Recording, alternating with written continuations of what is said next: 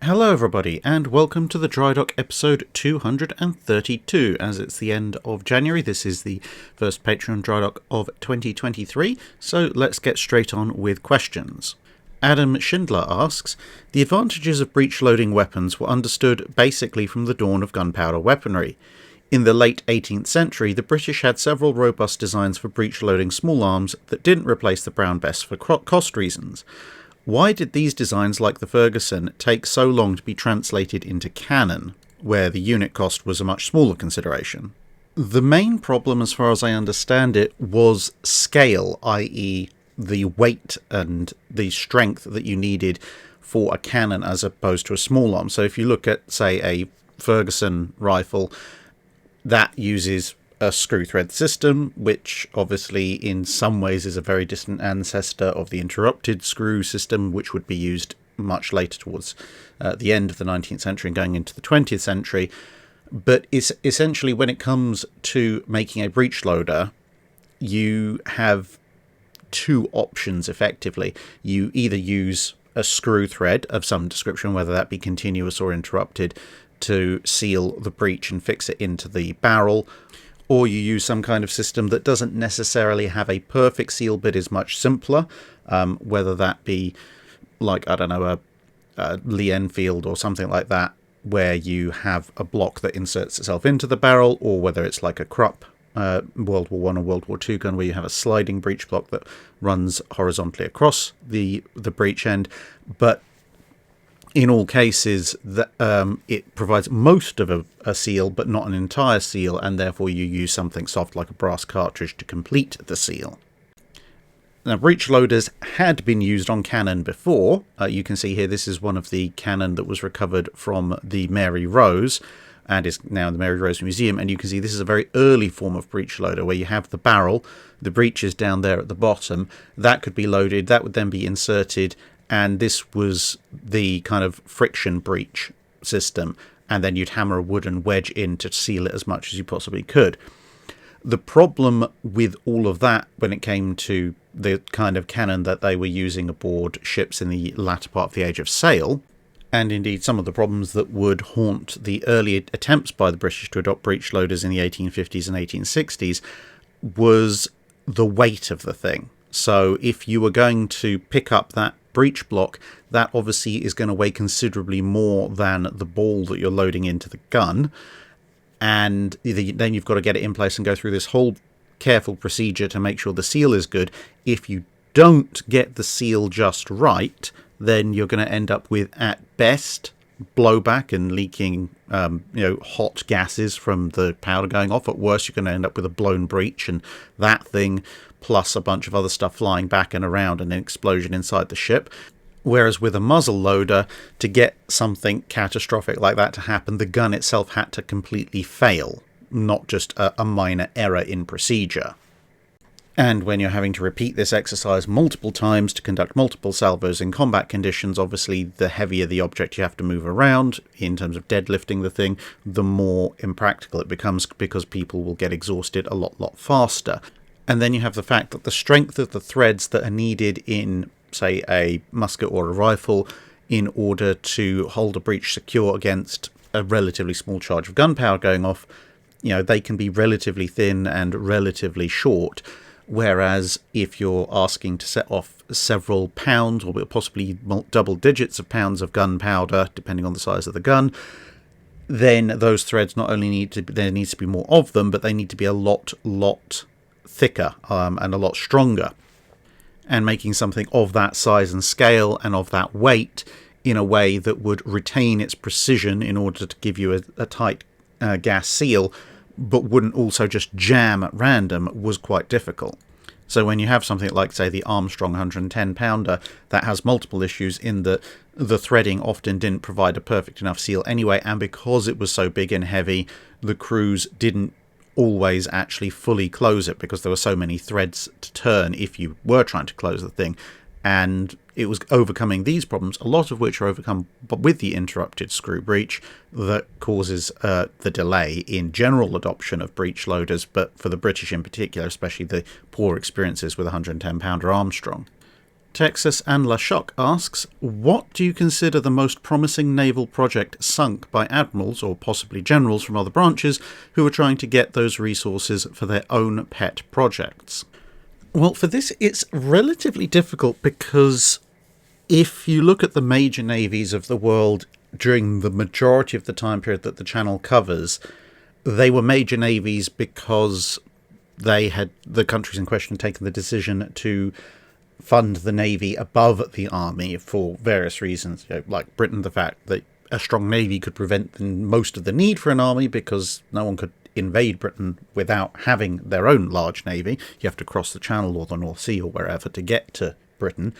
And then when you start to get the really big budgetary fights between Army, Navy and Air Force, although they kind of start off in the interwar period, the treaty system already puts some degree of hard limitations on what the navies can do anyway. Then you have World War II, and then the channel's coverage kind of finishes. But then as you get into the Cold War, that's when you get most of the fights. Now, with that said, I'm going to make a small exception to the usual policy of the channel in order to address this, because the first thing that always comes to my mind in terms of projects sunk by people desperately squirreling away money and or trying to get resources for their own pet projects has to be the CVA-01 carriers. Now, those could have been a whole range of things. By the time the design settled down, they were looking at somewhere between 50 and 55,000 tons. Most of the figures put it at 55,000 tons, which would have been a significant step up from the Audacious's. Not as big as they could have been.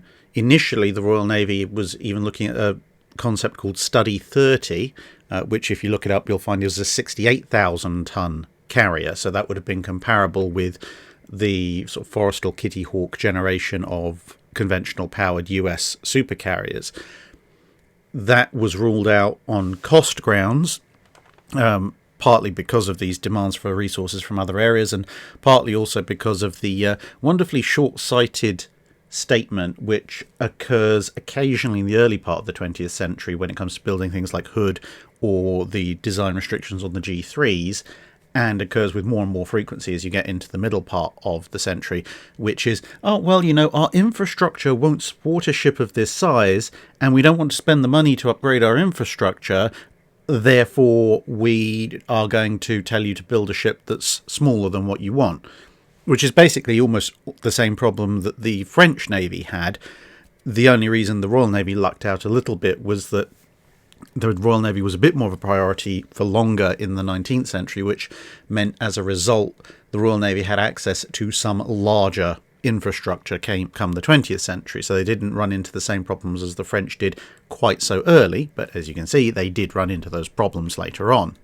Now, completely putting aside the fact that, of course, larger infrastructure is better for the country as a whole because it means that private shipbuilding enterprises can challenge on the global market for building larger ships, and the money that you spend upgrading your own infrastructure usually is still kept within the local economy because you're spending it locally, the workers' wages, etc., etc. That's a whole economic argument anyway. But the one of the big reasons why CVA-01, whether it be a 55,000 tonner or a 68,000 tonner, always sticks up very close in my mind is partly because of the complete farce that followed on, because one of the main justifications of cancelling CVA-01 was that the RAF would be able to do the job anyway with F-111s based across the world, and then neither the bases nor the F-111s actually materialised, so you were left with a complete lack of ability to do the job that everyone at the time had at least agreed should be done. And of course, the cancellation of the CVA-01s along with the Type 82s, apart from Bristol, meant that the Royal Navy's carrier force was effectively doomed into a slow spiral of decline, which you saw with Ark Royal and Eagle sort of soldiering on as long as they could, and then having to rely on Hermes and the Invincibles, then just the Invincibles, and then the Royal Navy in more recent times flat out not having carriers at all until the introduction of the QEs. SynchroScore asks, I've read that John Jellicoe was aboard HMS Victoria when it was rammed and sunk by HMS Camperdown, and that he nearly died of wounds received at the Battle of Baikang in the Boxer Rebellion. First, what was a naval officer doing fighting in a land battle? And second, if Jellicoe had been killed in either of these incidents, who do you suppose would have taken the positions he subsequently took, like commanding the Grand Fleet at Jutland?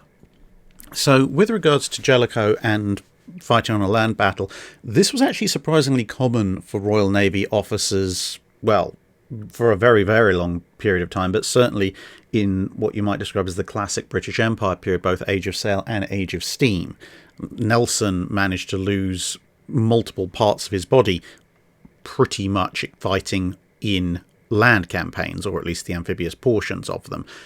Now, the reason for all of this land campaigning by ostensibly naval officers was what we would now today refer to generally as the naval brigades. They were called the naval brigades a lot of the time towards the Victorian period, but not so much during the earlier periods when it was slightly less formalised. But essentially what it came down to was that Britain had a large navy. It had a large number of men aboard the ships of its navy. And of course, because of boarding actions, etc., those men were trained to fight with firearms and with melee weapons, etc., etc. And if something flared up, trouble-wise, in some distant overseas place, well, Britain was not going to pay the price that would be required to have, a 3, 4, 5 million man army scattered across the world in garrisons waiting for something to happen. And before anyone brings up the Indian Mutiny, bear in mind that at that point that was mostly the East India Company, not the British military directly, at least to start with. And so that meant that when trouble arose, the Navy was usually the first people who would show up.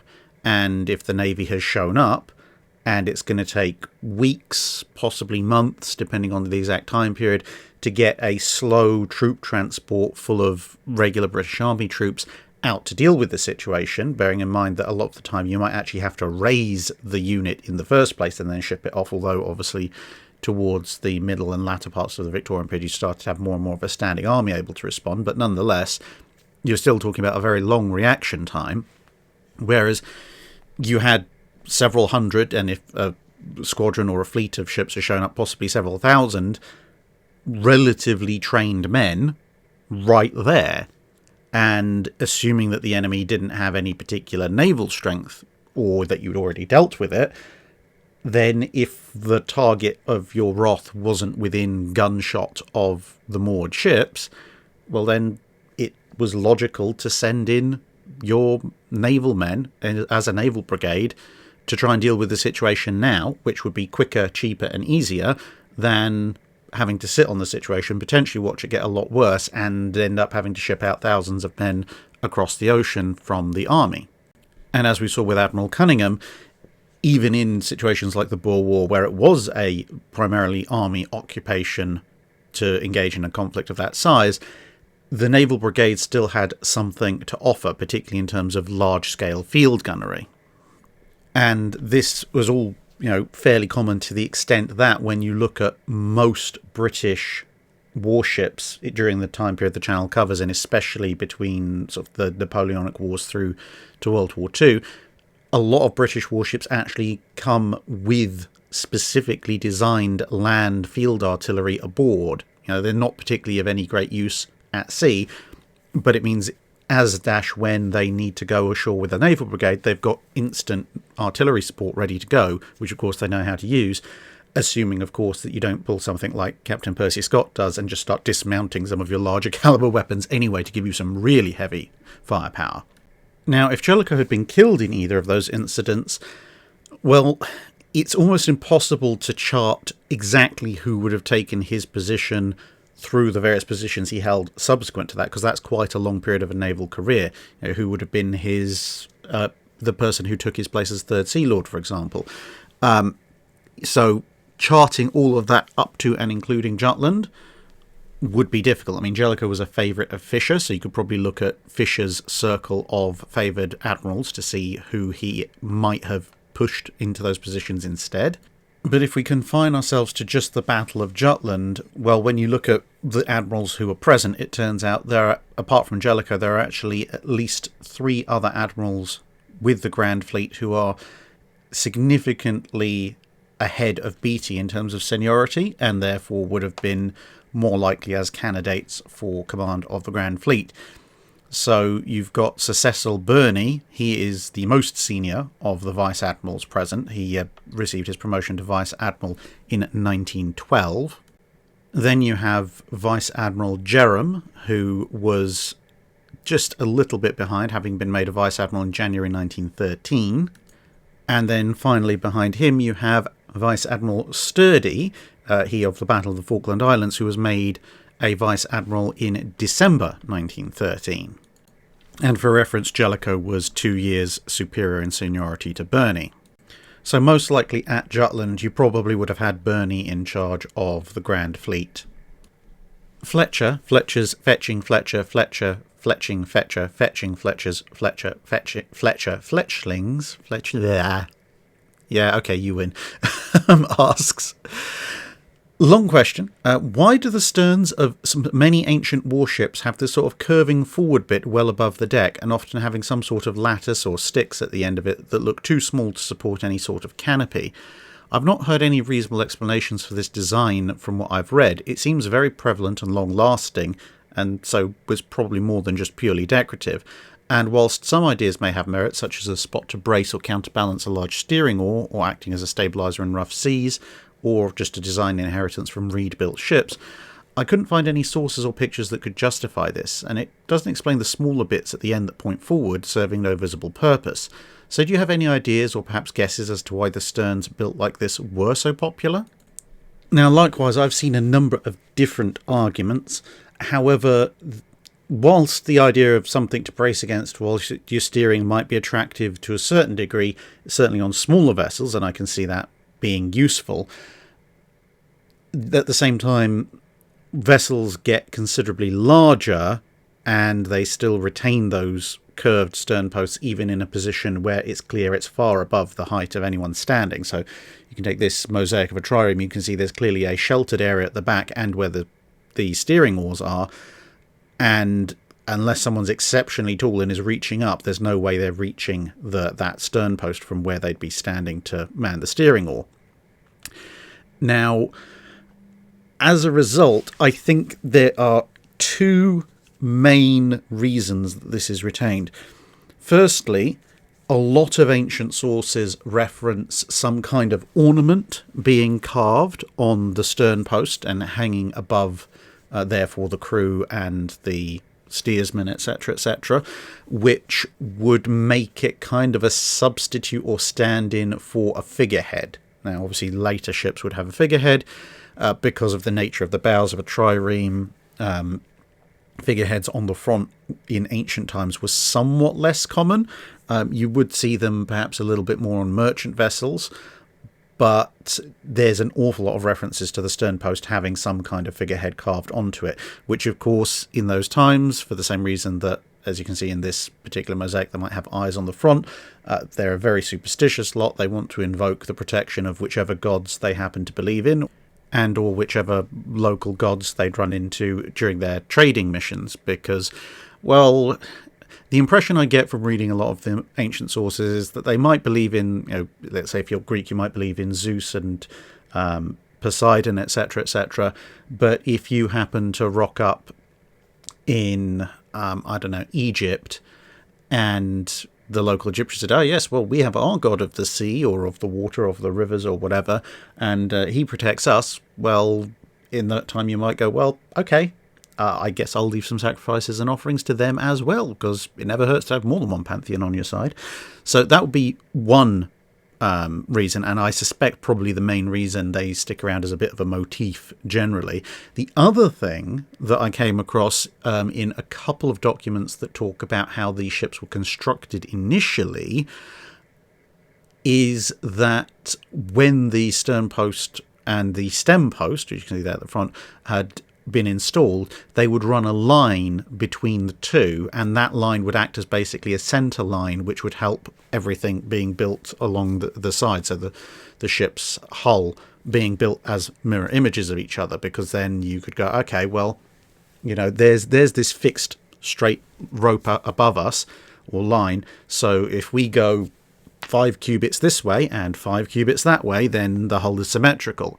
Whereas if you are relying on something about the ship that you're actually building at the time in the midships, then you might end up with, yes, a 10 cubit width boat, but you might end up with 6 cubits one way and 4 cubits the other, which would be a little embarrassing.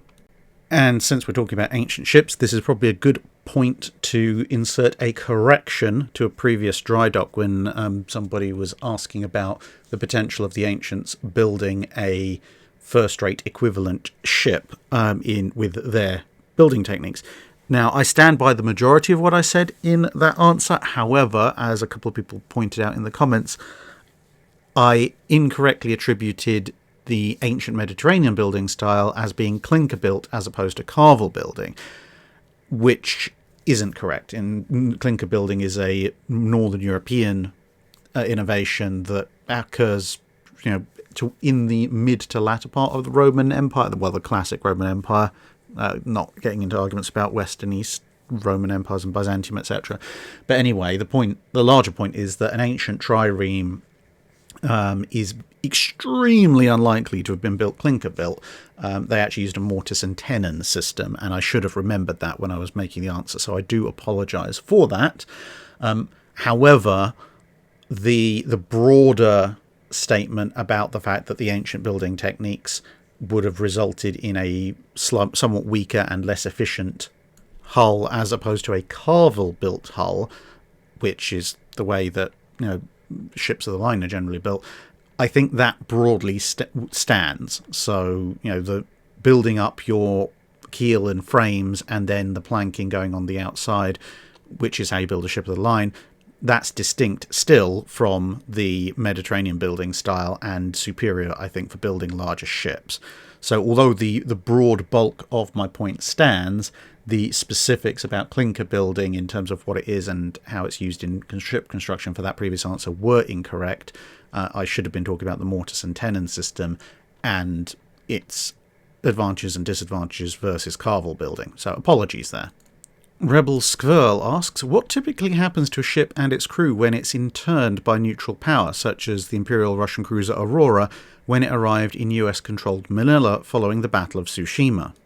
So there's not necessarily a fixed description of internment across the world, at least in the time period that the channel covers. I don't know if that legislation may have been updated since to specify exactly what happens, but certainly, let's say in World War I, when the process is being written about in law journals, they actually point out that A, it's a fairly recent innovation in terms of maritime law, and B, the regulations that have been agreed with regards to internment, most of which were written up in the aftermath of the Russo-Japanese War, they tend to leave a lot of leeway for the host nation.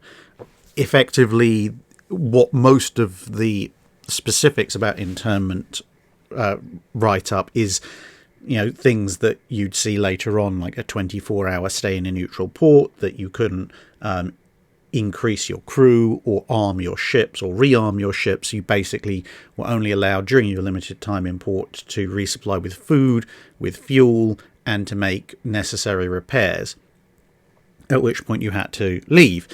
If you didn't leave, and obviously the exact time period could vary depending on what time period you're looking at, but if you didn't leave at the end of whatever the specified time period was, then you could have your ship, or would have your ship, interned. In so doing, initially it was proposed that the crew would be moved off the ship entirely and interned in the same way that land-based troops would be interned, which was something that everybody had previously agreed. And it was assumed that the host nation would provide them with the necessary food and accommodation, but the nation whose ship had been interned would have to pay the host nation either at the time or at the conclusion of the conflict, because, well, it's better that and keeping your valuable warship than not, and the host nation taking over your warship as recompense, because warships are quite expensive. Now, part of the discussions and agreements that were made, it was pointed out actually by a number of nations, specifically the Italians raised a lot of these issues, which was that unlike a rifle or a field gun, which might be stuck in a warehouse and as long as it was reasonably packed away might still be basically functional a few years later when you took it out of storage, a complicated warship, if it was left just swinging at anchor with no one aboard, would very rapidly deteriorate. And so internment usually contained a clause that allowed for at least a minimal crew, usually under supervision, to conduct basic maintenance tasks on the ship in order to keep it vaguely viable, but obviously not to conduct exercises that would allow it to, say, sail off very quickly without anybody noticing. So much like peacetime moorings, if the ship was back in its home nation, you might be allowed to keep a boiler lit to provide basic power to the ship, and you'd transition between boilers as you went through days or weeks or months, but you would never be allowed to have more than one or two online at any given time. And it would be very obvious if you did start stoking other boilers, and then obviously the host nation will come aboard and tell you to knock it off. Host nations were given a bit of leeway at that point as to whether or not they wanted to leave the rest of the crew aboard the ship, or they wanted to take the crew off of the ship, apart from that caretaker crew. And any other measures that you might want to take would again be largely down to the host nation.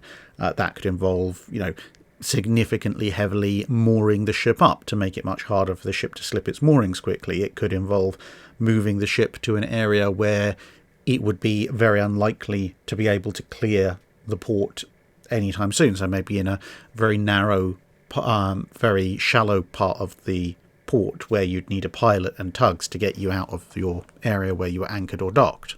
So if you were part of the rank and file crew, you might end up with an extended hotel break paid for by eventually the nation whose navy you were serving in, or you might end up just lazing around effectively in your ship with not a tremendous amount to do, or you might end up at least part of the time as part of the caretaker crew that's just keeping the ship ticking over as if effectively it's in reserve. Donovan Lawler asks, I was playing World of Warships and using Koenig and Der Flinger. I noticed what looks like a radar array on the main mast. Was early radar available then? And if not, what is it? So the short answer is no, early radar is not available in World War I. Radar was only just about available and only then to certain nations at the beginning of World War II. But what you're seeing on some of the German ships in World of Warships, at least the World War I era vessels, is an ahistorical setup. So i.e. one that didn't actually happen. So if you look at photographs of the Koenig class, for example, they start off with fairly basic pole masts, kind of like, well, what's the main mast, i.e. the aftmost of the masts you can see here in this screenshot I took. But during the war, they are refitted with this sort of much larger, much more substantial foremast. It's still nowhere near as heavily built up as it is in this screenshot, but it is more than it was when the ships were initially commissioned. And then what they've done in World of Warships is that because they've taken the ships forward with kind of a theoretical refit to give them, I guess, some anti-aircraft capability or something like that, they have then gone and sort of said, well, okay, well, if the ships were still around in World War II, which roughly speaking is the era that World of Warships is based in, then what would they have had as a potential refit? That would have included radar, and hence they've included a radar array on the foremast. You can also see in this hypothetical Koenig refit, they've also included the little golf ball shaped rangefinders on either side of the forward funnel, which again is a very World War II thing. So essentially what you're seeing is what Koenig might have looked like had she survived through into World War II and had a modernisation of some description, not what she historically looked like. Some of the World of Warships models do retain what they call A hulls as opposed to B or C hulls, which more closely reflect what they looked like originally. I don't know for the Koenigs if they do have that. Der Flinger does seem to have an original flavour hull. Tim Jacobs asks, the June 2022 issue of Warship International has an article by José Medina and Bill Jurens on standardized range tables and penetration probabilities for the main battery naval guns of World War II. How does their analysis compare and contrast with the analysis that you did a few months ago? Are there any glaring differences? Now, first things first, if you do happen to have a copy of the June 2022 issue of Warship International, I should do, I'm subscribed to them, but somehow I haven't been getting copies recently.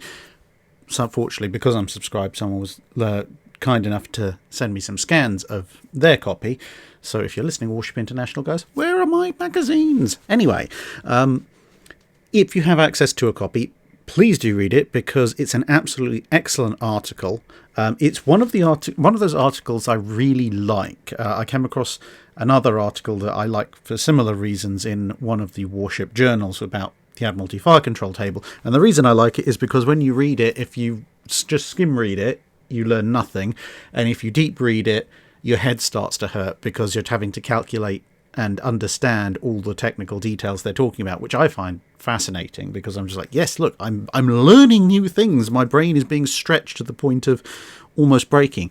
Anyway, it's really, really good, discussing all the factors that go into armor penetration, the differences in the different shells and the guns and so forth, and how different testing standards held by different nations, which obviously against different materials, assuming different angles of impact, etc., will all give disparate results that don't necessarily mesh very well together when you add them all up, which is true, but which a lot of people tend to miss sometimes.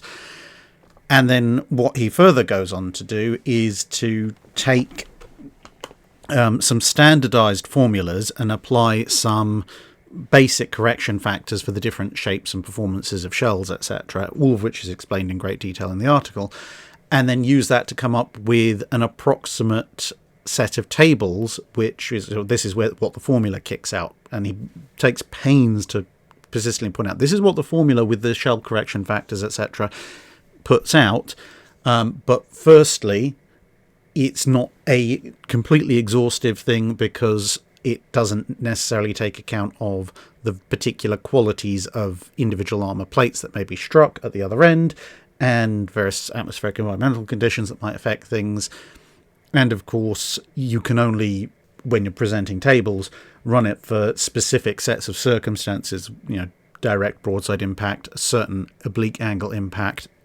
You can't, at least in a table format that's going to be published, run it for every single possible permutation of angle and in terms of fall of shot, and angle of impact in terms of, are you leading the target or are you behind the target?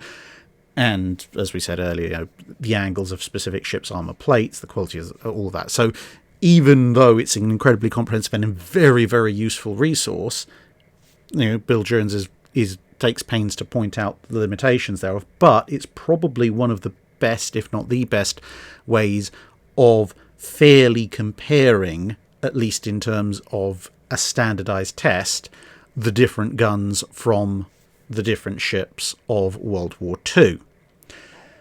So I was quite interested to read it just generally, just to learn more, but also, as Tim mentions, in order to compare it to the analysis that I did. Now, if you saw the battleship guns comparison analysis that I did, you will probably also know that shortly thereafter I issued a slightly updated table which included the Alaska's 12-inch guns and accounted for a few other things like armour piercing at 20,000 yards.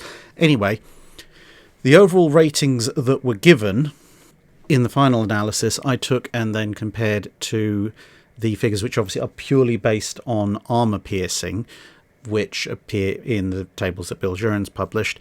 And if you look at the World War II guns, because his table covers both World War I and World War II guns, once you've eliminated the World War I vintage weapons from that list, so we have a direct gun-for-gun comparison, my lowest ranked guns are the 12.6 inches on the Dorias and Cavours, and that's the same with Bill Jurens' tables. The Scharnhorsts are next, which is the same, then the Alaskas, then the King George V's 14-inch guns. Now, then I had the 15-inch 42s of Vanguard. He has the Queen Elizabeth's guns, interestingly enough, in pretty much exactly the same place, even though I accounted a little bit for the supercharges with the Vanguard. Nonetheless, moving on. I then had Dunkirk, which also appears next on the list. And this, now you get the difference, because on my list, it went Dunkirk, then the 15 inches of the Littorios, whereas on Bill Jurens' list, you have the 15-inch guns of Bismarck, which is the next one on my list. Then Sodak, also next on my list. Then Richelieu, next on my list. And then in Bill Jurens' list, third from top, you have Littorio's guns, just behind the Iowa and Yamato guns. So basically our lists, in terms of which is the best battleship guns, mind obviously factoring in rate of fire, weight of shell, range, armor piercing at 20,000 yards capability, bursting charge, and some of the softer factors like whether the guns were particularly reliable or suffered a high rate of duds, and so on and so forth. They actually match up pretty much identically, in fact, identically bar one value in terms of overall ranking, which is Littorio's. So the Littorio's 15-inch on my scoring system is pretty much in the middle, basically dragged down quite considerably by the fact that obviously they suffer from horrific inaccuracy issues at various points, whereas if you base it purely on their gun's ability to penetrate armour, then Littorio skips ahead by quite a bit. Interestingly enough, apart from the 16-inch 45s on the North Carolinas and South Dakotas, it still remains within the range of 15-inch guns, and in fact it just moves to the top of the 15-inch gun pile as opposed to near the bottom. But nonetheless, it is interesting that outside of that Littorio issue, the ranking is actually in exactly the same order, and that makes me smile because, well, if if I've managed to get the same ranking order as someone with as much expertise as Bill Jurens, with the exception of me factoring the Littorio's guns down quite significantly because of their problems, I must have been doing something right. Duke Master asks, in the eras when visual sighting was the dominant thing for spotting and gunnery, could a crafty time-travelling captain make use of Vantablack in any creative ways for concealment and or camouflage? So for those of you who are not aware, Vantablack is I wouldn't say it's a paint, it's more of a specialised coating, but ostensibly it's supposed to absorb almost all light. It's apparently the closest thing we can get on Earth to the black of a perfect vacuum in outer space or something like that. So it can lead to some rather interesting effects, because under normal lighting, if you paint a 3D object with it, then the 3D object just appears to be, at least on first inspection, to just be a hollow 2D void in reality, which can be slightly disturbing. Although I think BMW, was it? They coated one of their cars in Vantablack, and it turns out that because it's not 100% perfect absorption, if you smother the thing in 1,000,000,001 spotlights, you can just about see some outlines. Nonetheless, if you go back to an era where visual spotting is mostly the thing, Vantablack at night is probably actually going to be a disadvantage, because night is almost never truly black.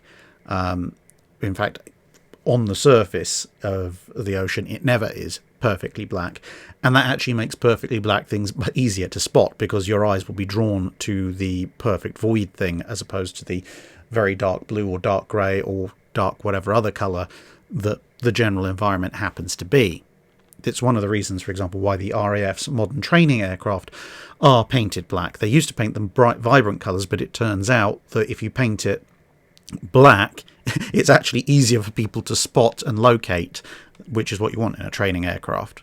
The other problem you're going to have with Vantablack is that it is not the world's most durable coating. So if you cover your ship in it, I think it's also carcinogenic, but never mind.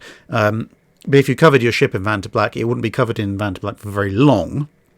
But putting all of that aside, assuming that you somehow had a weatherproof way of applying Vantablack to your ship that wasn't going to poison your crew, then during daytime and so forth, it could have some potential, because whilst with things like coincidence rangefinders, just it being a silhouette, like you see on screen here with this trireme, that wouldn't necessarily stop you from making the fire control solution. In fact, the definition might actually help.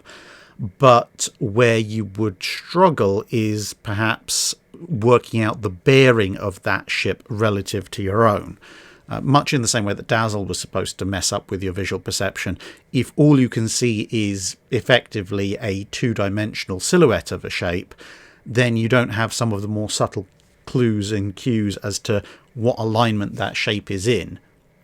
So while it wouldn't necessarily work particularly well as camouflage or concealment, it might very well throw off some element of fire control calculations, because, as I said, you wouldn't necessarily be able to work out exactly what direction that ship was going as easily as you would with a ship that's painted with more conventional colours.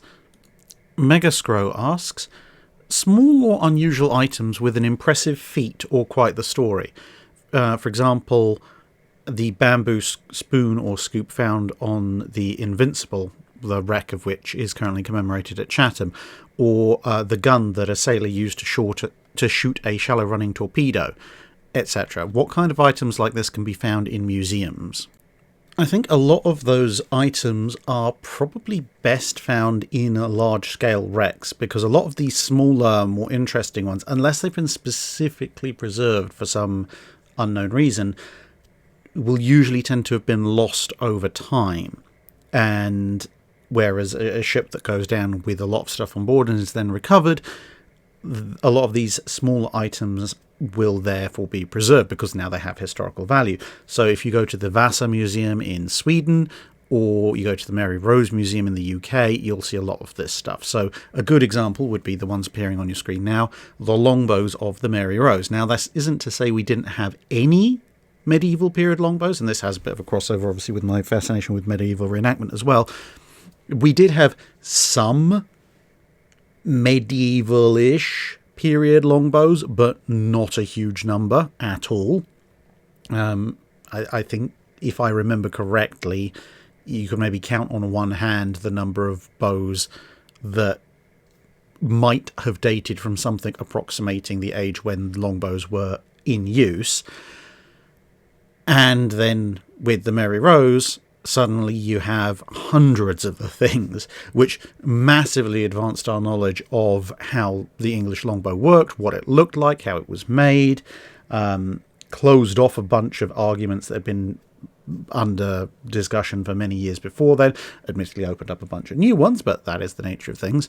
So, yeah, if you're interested in things that kind of completely rewrote or redirected their historic field, but are otherwise relatively small items, the Mary Rose longbows are definitely something to go to. The National Maritime Museum in Greenwich, of course, has Nelson's uniform that he was wearing when he was shot at the Battle of Trafalgar. There's a museum in Halifax in Canada that has various bits and pieces left over from the Halifax explosion, including some of the larger surviving pieces of the ship that exploded. And trust me, when I say larger surviving pieces, they're still not very large.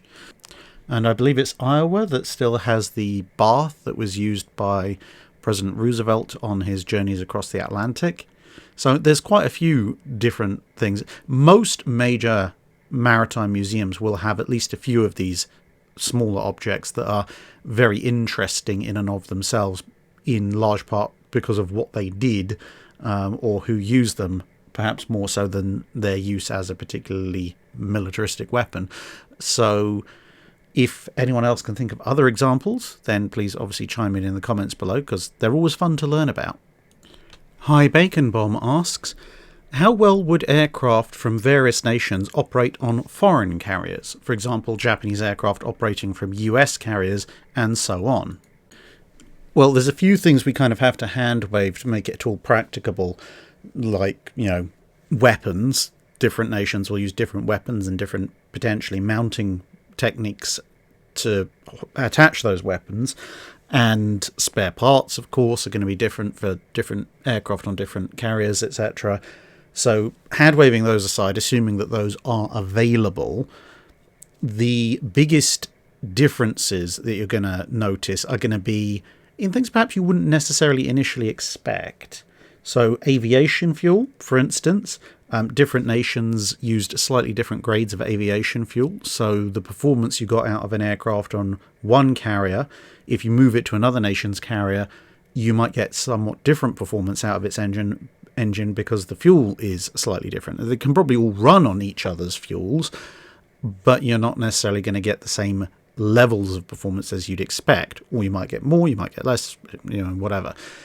One thing that's probably not going to be an issue is actually takeoff and landing, because assuming you're looking at a fleet carrier, so Akagi, Hiryu, Shikaku, Yorktown, Lexington, Ark Royal, Illustrious, etc., they've all got more than enough flight deck length for pretty much anybody's carrier aircraft to take off from and land on as well, arresting gear, etc., etc. Now, where you are going to start seeing potential other issues is going to be perhaps on some carriers, the weight of some of the heaviest aircraft might be too much. So if you were to take something like Rougeau, Hosho, Hermes, some of the earlier smaller carriers, and then stick a fully loaded TBM Avenger, you may have some issues there. Now, I'm not necessarily saying you would specifically have issues with a fully loaded Avenger on those specific carriers, but if you take some of the absolute heaviest World War II carrier aircraft and stick them on some of the earliest aircraft carriers with some of the lightest flight decks, you would have some problems. But the other issue you're going to run into is going to be the lifts, because some aircraft that can fold their wings up and are fairly compact anyway, things like maybe a mid-production F4F Wildcat, are going to be perfectly fine. But some of the larger aircraft may be either too heavy for certain aircraft lifts on other foreign carriers, or may, if they have a fixed wing rather than a folding wing, they may be too large to fit on the lifts of certain aircraft carriers, which would complicate things. But exactly, which aircraft are too big to fit on which carriers is a very complicated set of circumstances, because an aircraft that works fine on its native carrier might also work fine on another foreign carrier, but might not work fine on a third foreign carrier. But then if you take a completely different aircraft, it might not work at all on anything outside of its native carrier for these size reasons. But these issues are, for the most part, going to be outliers. You might have a few issues with hangar heights as well, I guess, especially if you're on a British armoured carrier. But broadly speaking, the majority of World War II carrier aircraft could, to a certain degree, be used interchangeably on various people's carriers. I mean, here's some Corsairs, which are obviously American aircraft, quite happily operating off of a British carrier, and they didn't need to do a tremendous amount to the British carriers in order to allow that operation. Yokosuka Girls Marine High School Training Vessel Harakaze asks, as I'm sure you're aware, the invasion of Britain was wargamed during the 1970s by people from both sides who would have commanded the forces involved. This is Operation Sealion we're talking about. Do you know of any naval versions of this sort of thing, and if there are some, what was the outcome? I'm not aware of any major scale naval war game for Operation Sealion that's been conducted outside of hobbyist group level. It'd be interesting to see if one could be put together, but as well, as far as I know, there's only ever been one kind of full-scale war game of Operation Sealion itself, which was back in the 70s, and that relied on certain assumptions which were as good as they could get at the time, but subsequent information about how the Germans were planning to invade and what the Royal Navy was planning to do in response have subsequently emerged. So it might be interesting to run those scenarios, but part of the issue, to be honest, is that all through the summer of the period when Operation Sealion might have occurred, the Royal Navy was quite often changing its plans. So what the Royal Navy would have done in the event of Operation Sealion, say in June or July, was different to what it might have done in August, which was different to what it might have done in September or October, etc. So you would have to pick one of those potential operational scenarios and run with that. And on top of that, you'd have to rely on the fact that that the Royal Navy would actually stick to those plans, which it might not, either because of political pressure or because, with obviously intelligence in the form of decryption, etc., how much notice do they get? If the first notice that they get of a German invasion actually happening is, hey, this reconnaissance aircraft spotted a bunch of German ships leaving harbour across the channel, then that leaves the Royal Navy with a very limited number of ships with which they can respond. Whereas if it's, we've intercepted this transmission and it indicates that in 4 days the German invasion is going to be launched, that gives the Royal Navy the ability to bring a lot more vessels to bear if they so choose. So, yeah, unfortunately, I'm not aware of any major-scale naval war games involving the potential of Operation Sealion, but it might be interesting at some point in the future to run a few of the scenarios, maybe based on a minimalist Royal Navy intervention and a maximalist Royal Navy intervention, which we could draw on the various sources of Royal Navy planning during that period.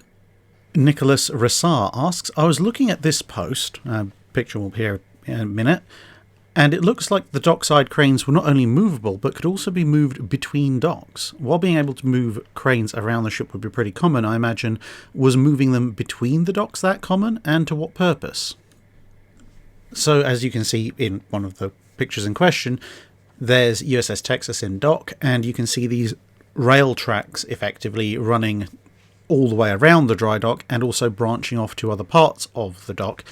And, of course, you can see the cranes, which are mounted on the said rails that are able to manoeuvre around. Now, being able to move the cranes up and down a dry dock was very common, and this has multiple advantages. You can see from just this picture, for example, you might have a very small ship, which would be at one end of the dock, so having a crane in a fixed position at the other end was pretty pointless. So the ability to run your crane up and down the dock meant that not only could you service larger ships and smaller ships in the same dock, it also meant that if you needed to concentrate your crane's efforts in a specific location, then you could do that as well. Now, of course, these cranes will have a certain amount of load capacity. It's not going to be as great as some of the big crossbeam cranes that you'll see, which do have to be fixed in place for the most part, although there were mobile versions of even those back then, and there definitely are mobile versions of them now as well. But, some of the biggest cranes at this stage in time were fixed. Not all, though. Now, nonetheless, moving them between docks is slightly less common, but not completely uncommon. It depends very much on the dockyard and how busy they're going to be. Now, there is an immediately obvious advantage of being able to shuttle your cranes between various dry docks.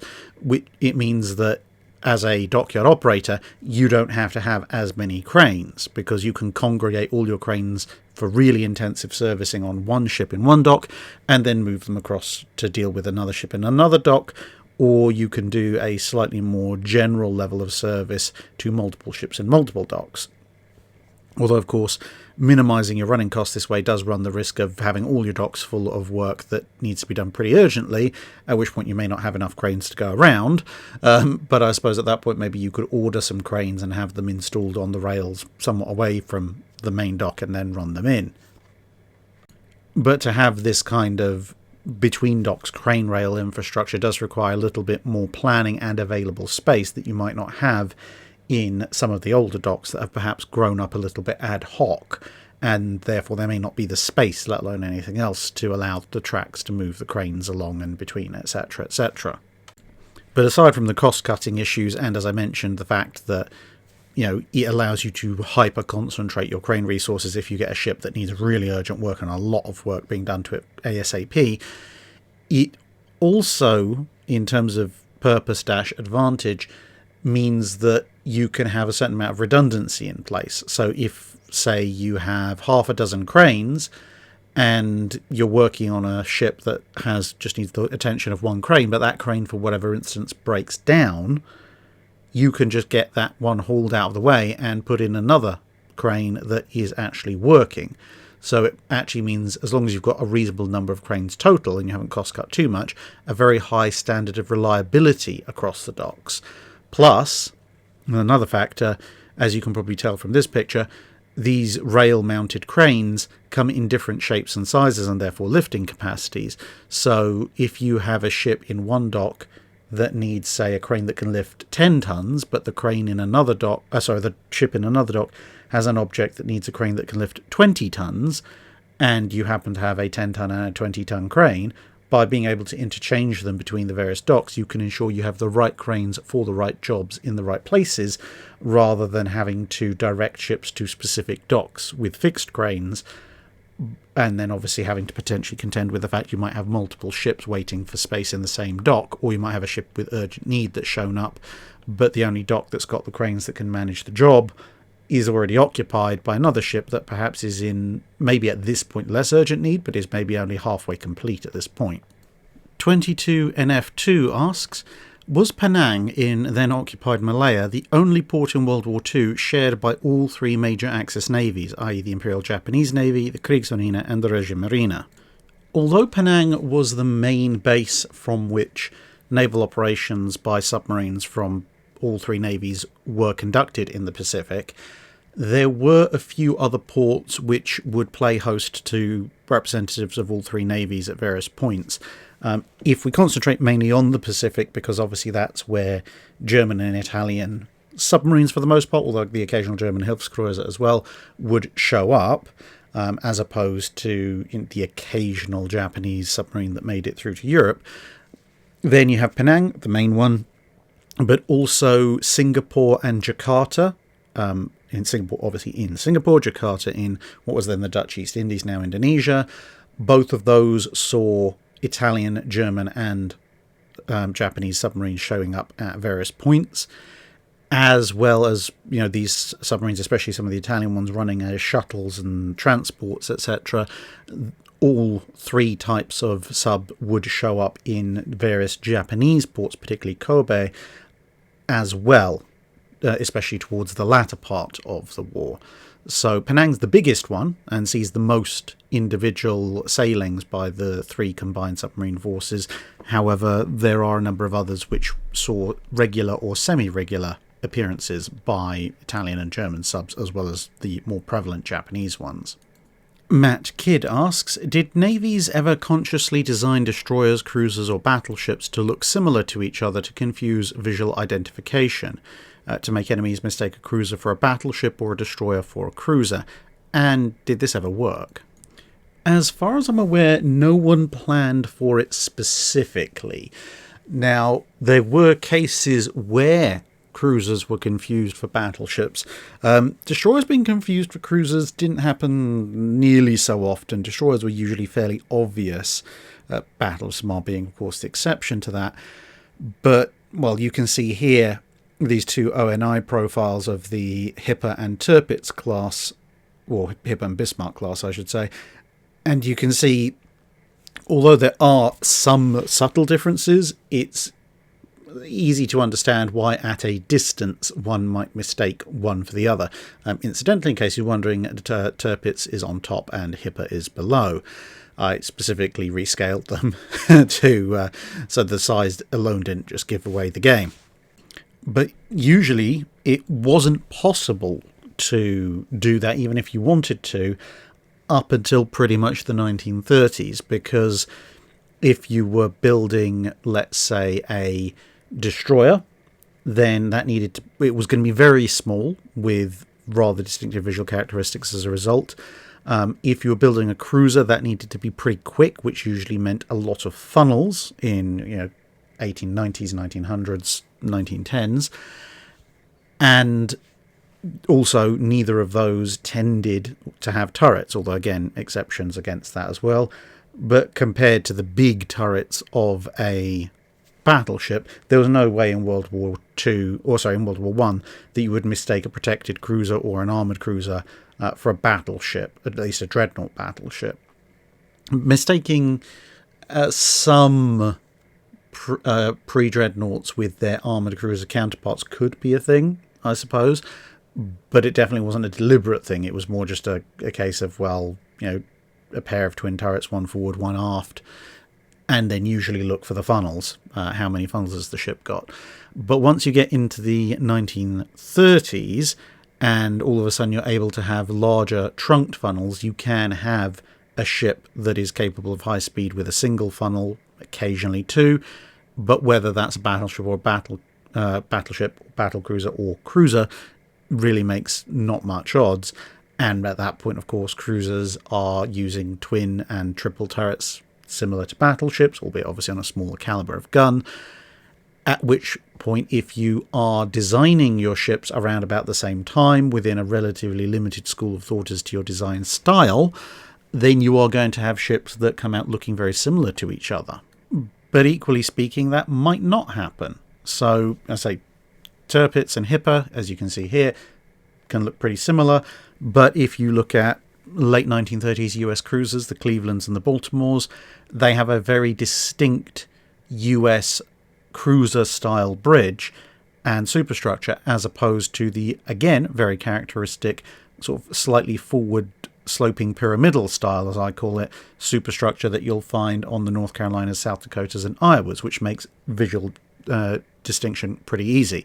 And similarly, for the British, you look at a town class, at least World War II period town class, where they have the almost hemi-cylindrical bridge. That's a very distinctive bridge, but it's very distinct from the Queen Anne's Mansion slab-sided bridges you see on the refitted British battleships and the King George V's, albeit you flip that around and you look at the refitted county class HMS London, and certainly in poor weather you could understand why perhaps you might mistake HMS London for a refitted vessel. Perhaps if you saw it coming at you bow on or quarter bow on, you might think that at a distance London might resemble to a certain degree a renown or something like that. Lou Sir asks, being from across the pond, my European history is a little weak. From a quick reading, it appears that France has been at war with England since at least the 1300s through to a lot of the 1800s. What happened that changed the relationship and when? Well, that's probably best summed up by the rather famous quote from Yes, Prime Minister, but from Sir Humphrey Appleby, where he said, Britain has had the same foreign policy objective for at least the last 500 years, to create a disunited Europe. In that cause, we have fought with the Dutch against the Spanish, with the Germans against the French, with the French and the Italians against the Germans, and with the French against the Germans and Italians. And trust me, Sir Humphrey was giving you the Cliff Notes version, because essentially that is the case.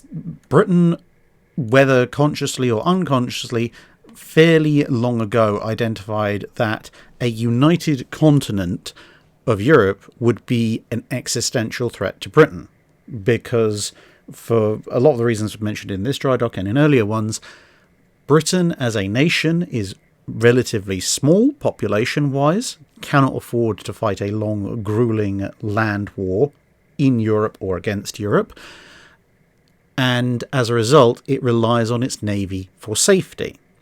Now, as long as the various powers of Europe are disunited and fighting against each other, that means two main important things. One, individual countries in Europe can potentially be outbuilt, because Britain has a reasonable amount of industry. It has, at least for a long period during the time period you indicated, a fairly substantial amounts of timber and other ship-like materials.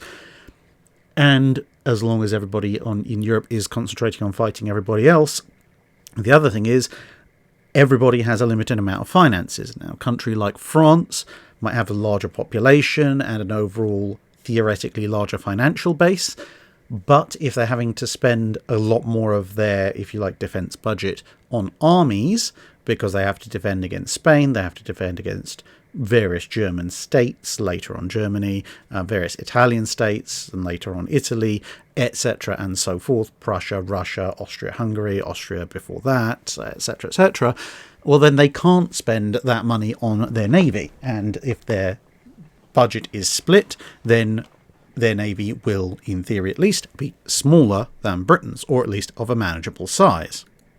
And as far as all of those threats go, France is the single largest threat. Not only because during the majority of the 1300s through to the 1800s, France is the single largest European continental power. During that time period mostly only really rivaled by Spain, but France is also by far the most proximate. If the Spanish are putting together an invasion fleet, like, I don't know, the Armada, you've got a fair amount of warning that they're coming, and they've got to solve the problem of trying to transport enough troops, either over a very long distance, or they've got to get troops close and then meet up with them, which are things that you can interdict. Whereas with the French, on the other side of the Channel, they have the fleet, they have the army, and they can get across a lot quicker. So they're a much bigger threat. Now, factor in from the medieval period the fact that you have initially the Normans, who technically aren't French, they're actually descendants of the Norse, aka in pop culture the Vikings, but nonetheless had settled in Normandy, and then of course they come over, they become the ruling class of England, which also means that you have this strange thing where the King of England is a sovereign in his own right, but also technically, as the Duke of Normandy, has feudal obligations to the King of France.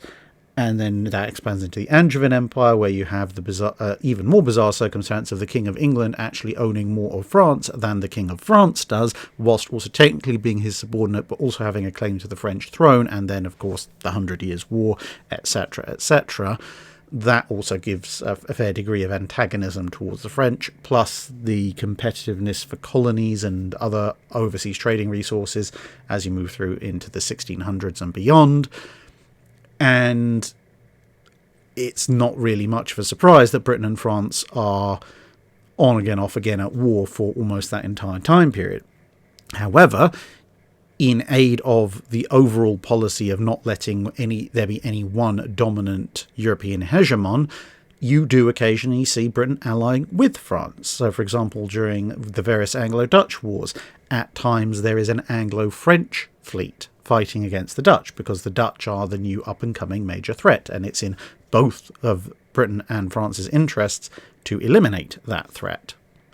Napoleon, of course, having gotten the closest in that time period to Britain's nightmare, in as much as that was a French-dominated Europe who could then turn all of its attention and resources on the UK, hence why the UK spent a huge amount of money paying everybody that Napoleon hadn't conquered yet in order to fight him. Now, what changed over the course of the 19th century effectively was the demise of the French fleet, largely thanks to the Franco-Prussian War, because up until that point the French Navy was trying to keep up with the Royal Navy even in the aftermath of the Napoleonic Wars, which of course then meant that the French appeared to pose a somewhat lesser threat to Britain. So that's sort of 1870 onwards. But the other thing was the emergence of other rival powers. So much as Britain had allied with the French against the Dutch in some of the Anglo-Dutch wars, you now had the rise of, at first, Russia, threatening both nations' overseas possessions and potentially threatening them for dominance of Europe. And then later on, they even had cause, after you have the Crimean War and stuff like that, but after that you also even have cause for rapprochement not just with France but with Russia as well, because of the rise of the newly united Germany. So what you essentially have is that France and England, then the UK or Britain after the Act of Union, whatever you want to call it, are essentially the two biggest kids on the block, minus the Spanish occasionally, for much of that time period, at least as far as Western Europe is concerned, and so they tussle for dominance.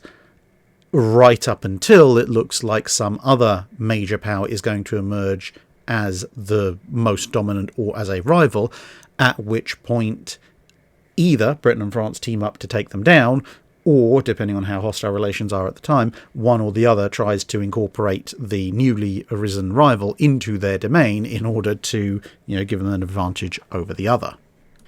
And in part, thanks to nearly a millennia of war, Britain and France have an awful lot of cultural similarities. There's a huge amount of differences as well, but, the sheer amount of contact and the proximity of the two countries means there's also a lot of links between the two and a lot of shared history, even if most of that shared history is trying to kill each other and take over each other's land. But essentially it led to, I think it's a North African proverb something of that region, which roughly goes me against my brother, me and my brother against my cousin, me, my brother and my cousin against the world. And that's effectively what happened. As long as it was just the two of them, Britain and France were happy to fight each other. The minute external threats came along, they banded together against them. Michael Gilson asks, in the early Cold War, would it have made sense to keep one of the Oakland subclass of the Atlanta class in US Navy service to serve as a floating test bed for new weapons development? You'd have more room and displacement to work with than a destroyer, yet I expect the structure would have been easier to modify than a Cleveland or a Baltimore. I'm assuming top weight would be reduced by removing all the light anti-aircraft armament, unless that was the type of weapon they were developing at the time, and possibly some of the 5-inch. I can see where the attraction might lie, in as much as you've got a lot of different weapons mounts, so you could potentially test, say, the 5-inch 54 in various configurations, perhaps even try the recoilless or reduced recoil 8-inch they briefly considered putting on destroyers, and so on and so forth. However, again, this is straying a little bit past the 1950 mark, but the Oaklands are, and well, for that matter, the Clevelands and Baltimores, and what happened to them, they start off pre-1950. My single biggest concern would be that the 5-inch 38 barbette diameter, or mounting diameter, is not as large as that of a 666 or a 888 for obvious reasons, and therefore there would be much less utility. You could test small things like the twin 3s or, as I said, the 5-inch 54, etc., but you'd effectively be limited to using an Oakland as a test bed for new naval guns, and possibly later on any kind of missile system that was developed to sit in place of either 40mm Bofors or twin 5-inch mounts, much in the same way that Seacat in the UK was designed to, I believe, sit in place of quad 40mm mounts. But the larger weapons that you might want to test would not fit, I think, into an Oakland hull, not without a huge amount of work. Whereas a Cleveland or a Baltimore, being physically larger ships with physically larger barbette diameters, you would probably need somewhat less work to just slot something like a Terrier or a Talos missile onto them. But that's my supposition, based, as I said before, on relatively limited knowledge of how all of that went. But my instinct would be that whilst an Oakland could be a useful gun test platform, I'd be very leery about it being a particularly useful missile test platform, especially considering some of the top weight issues that even the Cleveland and Baltimore conversions suffered when they had, full up missile systems installed in the 1950s and early 60s. The French Taunter asks, if the magical deciphering gods help Japanese diplomats decode and deliver a declaration of war - a clear statement of intent onto Roosevelt's desk before the attack on Pearl Harbour, how much time would be needed to make a difference in the defence of the island? And could anything have kept Halsey from charging his carriers at the Kido Butai? Well, it has to be remembered that on the day of Pearl Harbour, Halsey only has charge of USS Enterprise. So, hopefully, although, to be fair, in the aftermath of Pearl Harbour, Enterprise did go looking for the Japanese, hopefully, if they have some idea of the scope and scale of the Kido Butai, no one would be quite insane enough to try and commit one carrier against 6. But you never know. As I said, Enterprise did actually go looking for the Japanese, so on the one hand it's possible. On the other hand, if they have enough advance warning, they may actually order Halsey to speed his carrier up as much as possible in order to get his air group to Pearl Harbour to help out with the defence, in which case it may not be in a state to be able to go hunting after the Japanese, because it may have been badly mauled by the Japanese Zeros, in exchange, of course, for shooting down a bunch of Japanese aircraft. Now, in terms of the attack itself on Pearl Harbour, well, we can see that US anti-aircraft performance, etc., increased quite substantially by the time the second wave attack arrived, so that's a approximately 2 hours or so. Now, granted, some of that was hampered by the fact, well, that you had the first wave attack going on initially, and then everyone was trying to deal with the consequences of that. Conversely, it gave them something of an impetus to get ready because, well, it was fairly clear that the Japanese were attacking. Whereas, as was the case with a few people when the first attack actually started, people might have otherwise thought an alert was just another drill and been rather resentful of the fact it was happening on a Sunday morning. So I would ballpark, taking into account the need also in theory, if you're going to significantly improve the defence of Pearl Harbour, you'll want to get aircraft airborne as well, and up on patrol unit routes, etc.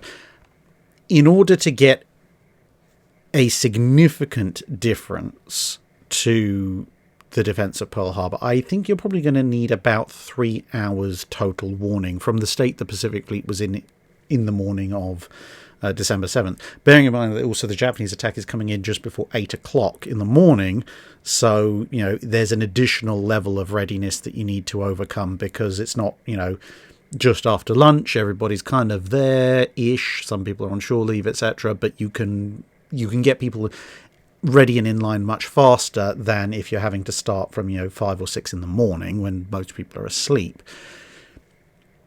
But take into account that if you're talking about something getting to DC, you would then have to transmit, you'd have to encode that, transmit, possibly even retransmit, get that to Pearl Harbour itself. Then it would have to be decoded, it would have to be read, possibly confirmed. And even if it was just direct, no, okay, right, we're going to do this and send out the alert, that's going to add an additional layer of time to it. So I think at the most optimistic, from the moment this lands on Roosevelt's desk, assuming that that's the go point where he says, okay, right, get this over to Pearl Harbour ASAP, tell them prepare for a surprise Japanese attack, I think you're going to need at least 3 to 4 hours. Bearing in mind, again, yes, you're talking about early morning time in Hawaii, so you're talking about maybe starting at about 4, or some maybe at 4 and 5 in the morning. Let's say 4:30 a.m. I think would be the time that you'd need to start things to get substantial defences going, because you'd have to disperse the aircraft, get aircraft patrols ready to go for dawn, get everybody to reopen ammunition lockers, get the ammunition back up onto deck, prep everybody on their anti-aircraft gun positions, get people who are on shore leave back onto the ships, prep the ships, potentially getting more boilers up and running, etc, etc, etc. There's a lot of work to do, so I think that's probably the absolute earliest. Roadrunner Meep Meep asks, I recently watched a video that mentioned modern cargo ships as going at 27 knots, possibly. This got me thinking, just how much of a difference would this have made to trade interdiction during the World Wars? How much tonnage would have been saved with such a speed boost? Now, as far as I'm aware, most modern cargo ships cannot go anything close to 27 knots. They're just flat out not designed for it. There are a very, very small number of modern cargo ships which can go 27 knots or faster, in fact substantially faster in the case of things like Maersk Boston. But, you can almost count the number of ships that are capable of that kind of speed on one hand, maybe two. There are other container ships that are known to be able to hit about 24 knots, which is slower than 27, but still substantially faster than most. Albeit that most of those are capable of it as a sprint, not as a long-term cruising speed. But you'll find the vast majority of merchant ships sail significantly slower than that in order to economise on fuel. And now they may be capable of going a bit faster than their usual cruising speed. And indeed, when oil prices have gone up recently, they've even cut their cruising speed down even further to economise on fuel still more.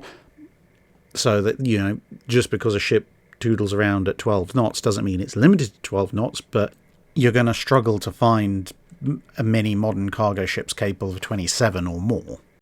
Nonetheless, if we assume that, for whatever reason, the average speed of cargo vessels in World War II or World War I could be increased to 27 knots, it would make a huge difference in two circumstances. One, the fuel consumption of merchant ships would go through the roof, which is the main reason why even today they don't tend to go that fast, which could have some very interesting implications for the war effort, albeit since most merchant vessels are still using coal, or if they're using oil, they can at least at one end refuel in the US. That may not be quite as impactful as you might otherwise think, but it would save a lot of ships because, well, at 27 knots, a ship that starts outside of gun range of a Deutschland class or a Hilfskreuzer can either outrun it or at least maintain separation from it, and would probably also make itself, if a convoy scatters, a very, very difficult target even for something like a Scharnhorst, because the overall speed advantage would be much, much reduced.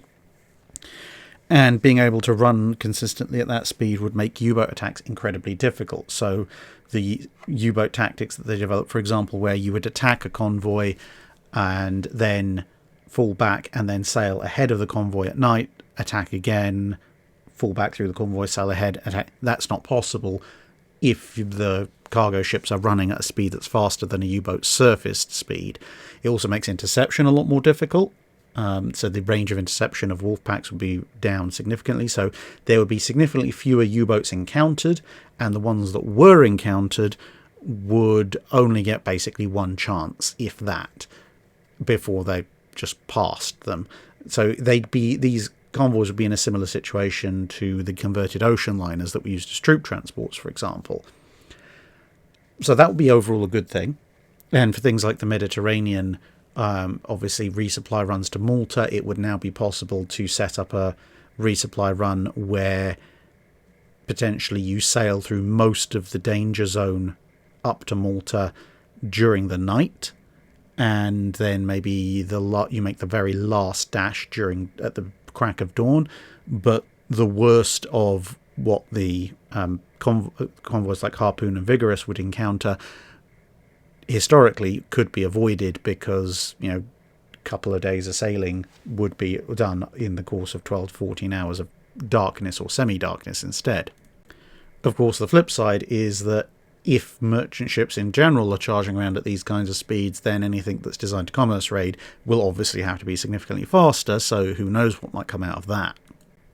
John McDonough asks, I'd like to know more about fleet organisation. We constantly hear about fleets, battle lines, flotillas, squadrons, divisions, etc., etc. How did they come about? Was it a Roman invention like many other military organisations? Were there theoreticians on fleet organisations? Were there national differences? Did it come about through practical experimentation? I know this is a big topic, but a quick summary with direction for further research would be quite good. Unfortunately, it is a little bit all over the place when you talk about the broad span of time that the channel covers. So, for example, in World War I and World War II, you might have, say, the US refer to destroyer squadrons or desrons. In the UK, they might refer to destroyer flotillas. Broadly speaking, those are actually roughly comparable organisations. There are a few differences. The Royal Navy usually would build an entire class to fill a single flotilla. The US Navy might do that, or they might have destroyer squadrons just made up of a random grab bag of whatever destroyers they happen to have at the time in the area. But as a approximate organisational formation of destroyers, they're roughly comparable. But everything changes over the course of time. So in the Age of Sail, for example, you commonly might have a squadron described, but that squadron was just kind of if you like, a placeholder name of, well, we have half a dozen ships and they're all assigned to the same mission, so we're going to call them the squadron of whatever, or, insert name here, squadron. And that might be a collection of frigates and ships of the line. It might be purely frigates. It might be purely ships of the line. And once they get past a certain size, which is somewhat arbitrary and often at the discretion of the people involved, it might become a fleet.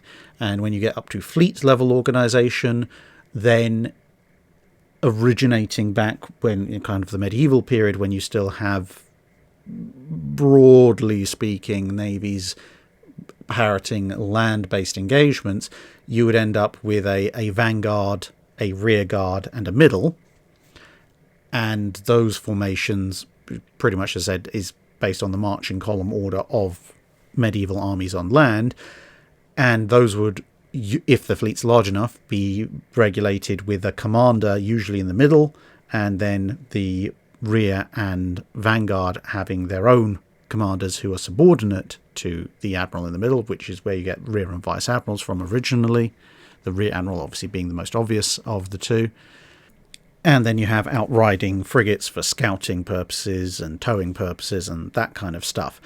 But when you move forward into the age of steam and steel, this kind of organisation to a certain degree is still around, but then you start to get cruisers emerging as a dedicated class. So you start to have cruiser squadrons as well as battleship squadrons. But even then, the full-scale organisation that you'll see in World War I and World War II still isn't really a thing, and that's largely because battleships are still the ultimate arbiters. You know, you can have a single cruiser or two cruisers operating together, or a station with a mixture of cruisers and a few battleships, or just large numbers of cruisers, or just large numbers of battleships. But in the end, when it comes down to a fight, the battleships are probably going to make or break everything. It's only with the introduction of torpedoes and the subsequent then introduction of torpedo boats, and then torpedo boat destroyers, and then the development of the destroyer, and then the development of scout cruisers and smaller protected cruisers, which tend to try to fight off the destroyers or occasionally lead the destroyers, and the evolution then in battle cruisers and then heavy cruisers and light cruisers, that you start to see this far more structured organisation developing, because at that point you need multiple levels of escort, and aircraft carriers just make things even more complicated. But if just staying with the surface actions for a minute, by at least World War I, you need a destroyer screen to protect yourself from enemy destroyers, and also to allow you to inflict your own torpedo attacks on the opponents. You need at least a few scout cruisers to back up your destroyers and to lead your destroyers in the attack. You then have a main body of scouting cruisers, but they are not scout cruisers, so what we would now today probably have referred to as light cruisers, but at the time would either be light armoured cruisers like the Town class, or some of the larger to mid-sized protected cruisers. They're going to be your main scouting and screening elements. They also have torpedo launchers. They can deal with destroyer attacks, but they're usually moving together to form reconnaissance and signalling effectively. And then you have your heavier fleet screening elements, which might be, depending on the exact time period, armoured cruisers or battle cruisers, which may or may not serve as a secondary backup for your battle line, but are primarily there to, the same way that scout cruisers are there to help in part stop or lead torpedo boat attacks. Your battle cruisers and armoured cruisers are in there in part to stop enemy cruiser formations from scouting you or leading your own attacks on enemy formations. And then you have the battleships at the core of it, whose main purpose is to slug it out with the other battleships, but only as long as, the torpedo boats and the scout cruisers and the destroyers can keep their enemy compatriots away from you. And ideally, your scouting elements, supported by your heavier scouting elements, can keep the enemy scouting elements and their heavy support elements away from you, etc., etc. As a result, fleet organisation, near enough up to the end of the 19th century, is more about filling a requisite number of slots on a particular station or within a particular fleet to just have enough ships with enough firepower to defend or express your interest in that local area. And any formations within that might be put together tend to be slightly more ad hoc. It's only once you really get into this era of torpedoes and torpedo boats and everything that we just described that you start to see things get very complicated very quickly. Jim Smitty asks, as a writer of alternate history, I get the sense from many within the historical circles, if you will, that alternate worldviews are something that should be treated with contempt, as it does disservice to the historical world. I'm, however, of the opinion that alternate history could serve as a bridge to get people who aren't into history to start looking into it when it's well done. I'm wondering, what is your opinion on this question? Do you believe that alternate history has a place in the historical world, with the understanding it's more of a bridge to expand the historical community, or should it be snuffed out? I think my personal views are somewhat mixed on the issue. So I would say that there are three kinds of alternate history that, for me personally, don't really serve all that much purpose when it comes to history in general, or even as a bridge to history, and are far more trouble than they're actually worth. Again, this is my personal view, so other people may disagree, but the three that I would identify are: one, alternate histories where somebody has already decided what the outcome is going to be and is then manipulating historical events purely to allow for their scenario. Now, the reason I don't like that is because if you've already decided what the outcome is going to be, then it's less of a alternate history and more of personal fan fiction, where you're deciding absolutely everything. Now, there is a rather fine dividing line, I understand it there, but I think if you are going to do a historically based alternate history, then you should at least, consider, if I want to tell this story, is it in any way plausible? Because, of course, anyone can come up with any implausible scenario to try and justify the story they want to tell. And I think that's where my problem with that kind of thing is that sometimes people want to tell a story that has no plausible historical way of coming about, at least not within the realms of reasonable likelihood. And so you end up with these horrific twists on history that don't really help anyone because they just realistically aren't going to happen, at which point you're effectively writing a historically inspired fantasy, in my opinion, as opposed to a proper alternate history. So there's that, where you're effectively letting the outcome dictate how the path goes. The second type of alternate history, and this is probably the one I have the most problems with, is the alternate history that is, and it's usually two things that go together, usually a horrific amount of obvious bias, and that usually plays into a complete lack of historical research. So in some ways it's related to the previous one, but whereas at least previously you have a story you want to tell and you're trying to make events fit your story, with this second type, it's usually because somebody has an axe to grind against a particular nation or person or whatever, and they will literally just make stuff up to have an excuse to bash that lot, and then basically go, haha, well, in this story my chosen race is superior. And it wouldn't usually be, that kind of horrifically biased thing usually wouldn't be quite so bad if they'd actually justified it with a degree of historical research, but an awful lot of the time they don't. So even if you are reading it from the perspective of the nation who's getting a historical boost, and you might think, oh yeah, this is great, wave the flag, rah rah rah. If you have an appreciation of history at all, you're just like, that's not how it works. That's not how any of this works, and it kind of ruins it. And you can get, you can experience that from both sides. Obviously, if it's your nation or a nation you have connections to being taken down several pegs by someone who clearly doesn't have a clue as to how any of this stuff works, it gets even more egregious. Harry Harrison's Stars and Stripes Forever, the confrontation between Monitor and Warrior, for example. Yeah, that's admittedly, obviously, as someone who's half British and half Bolivian, there's a certain amount of bias there from me, but just purely as a naval historian, that the whole setup there is for the Battle of Warrior Monitor is just so historically inaccurate. It's painful. I don't mind objectively an alternate history where perhaps Warrior is beaten by Monitor or multiple Monitors to make it more historically plausible, perhaps some of the 15-inch ones. There are scenarios I can quite happily construct where Warrior would lose to that kind of attack, but not that. I mean, it's about as plausible as, I don't know, a Flower-class corvette taking on Bismarck. really. So, yeah. Alternate histories where someone just hasn't bothered to do any historical research, they really don't deserve to exist, in my opinion. And then the last one would be alternate histories that are what I call first-order historical histories, alternate histories. Now, again, much like first, second, and generation dreadnoughts, etc., this is kind of my own terms, but hopefully you get the idea. So a first-order alternate history is one where somebody changes one thing.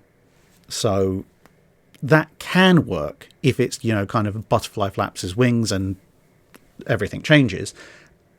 That's plausible, that's reasonable. But where it's a very major change and they just do the change on the one side and nothing else changes, that's not really a helpful alternate history at all. Because it's unrealistic. Because if someone did make a major change into how they handled things or built things or allied themselves with different people, etc., etc., other nations are going to respond. That's kind of one of the bigger problems I have with the people who are like, oh yes, well, if Hitler had built Plan Z, then he could have beaten the Royal Navy or beaten all of the Allies, or if he built 300 U-boats, he would have won the Battle of the Atlantic. Leaving aside the industrial issues with Plan Z and so forth, which I detailed in the video about Plan Z, the simple fact is if you go on something that's that major of a diversion from history, the other guys are going to do something in response. At which point you have to factor that in, and if you don't factor that in, then you're basically creating your own little bubble world where apparently everybody apart from the side that you've made changes for is a blithering idiot. Now, as a result, I would say that what you really want as a viable alternate history, and I know I've ragged on all various alternate histories for a while, but there are quite a number of perfectly viable alternate histories, some of which I quite enjoy reading about.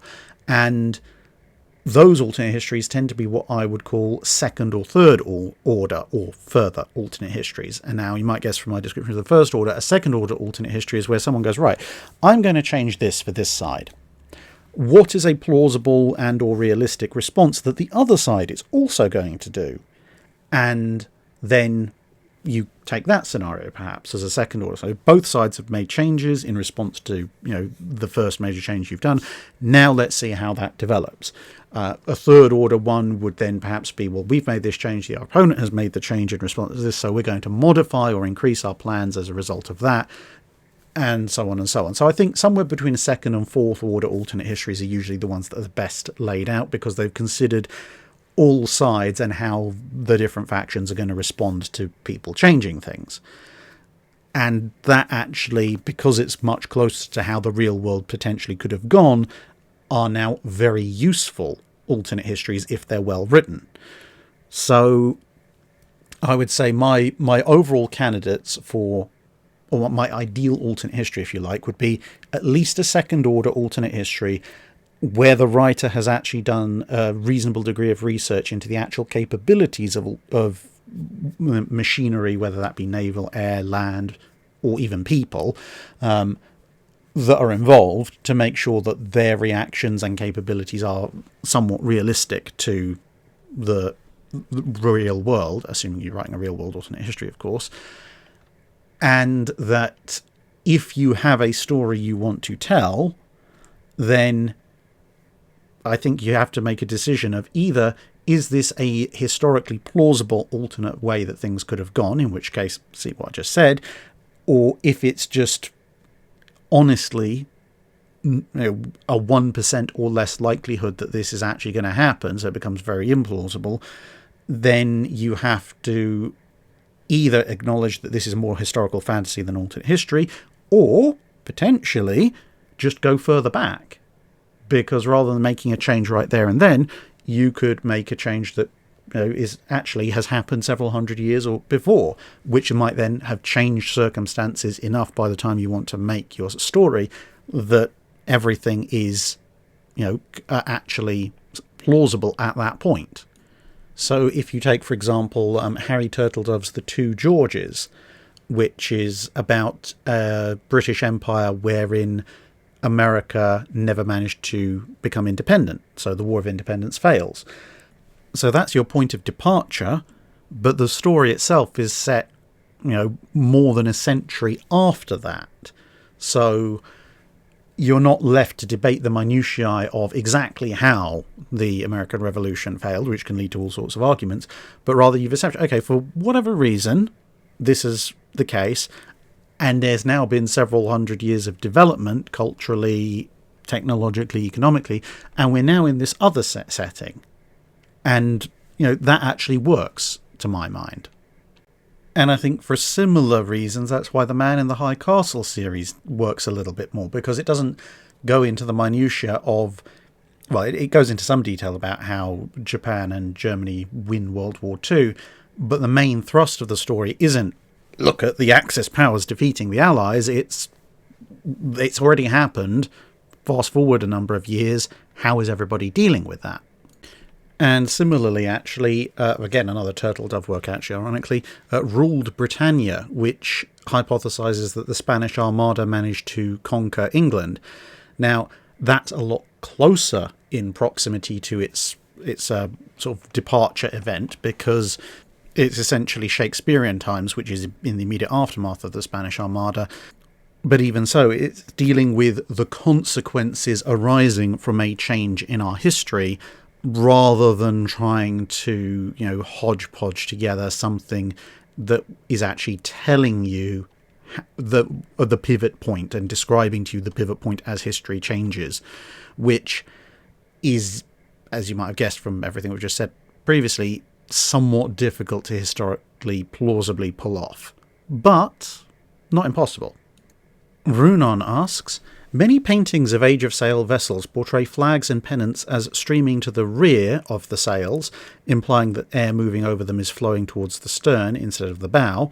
The only way I can see that working with a ship moving forward is if the sails have enough area to harness whatever wind is available and propel the ship such that the air currents over the decks are actually net sternward.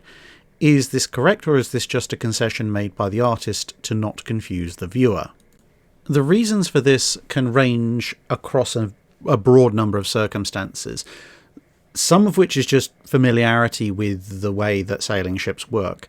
Therefore, more modern artists are more likely to make this mistake. You can see this is a slightly older illustration of Henry VIII's fleet setting out, and as you can see, the wind in this is coming from the left, heading to the right. You can tell it by the sails, and all the flags and pennants are correctly aligned.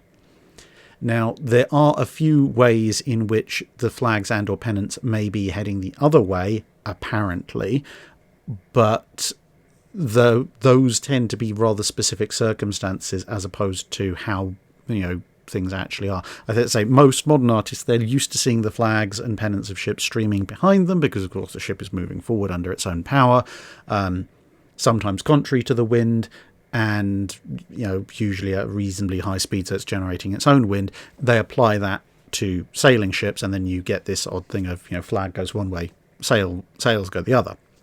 But pictures of Trafalgar, for instance, might well appear to have the flags trailing aft, even if the ship is theoretically moving forward. That can, to a certain extent, be forgiven for Trafalgar because the airs that day were very light.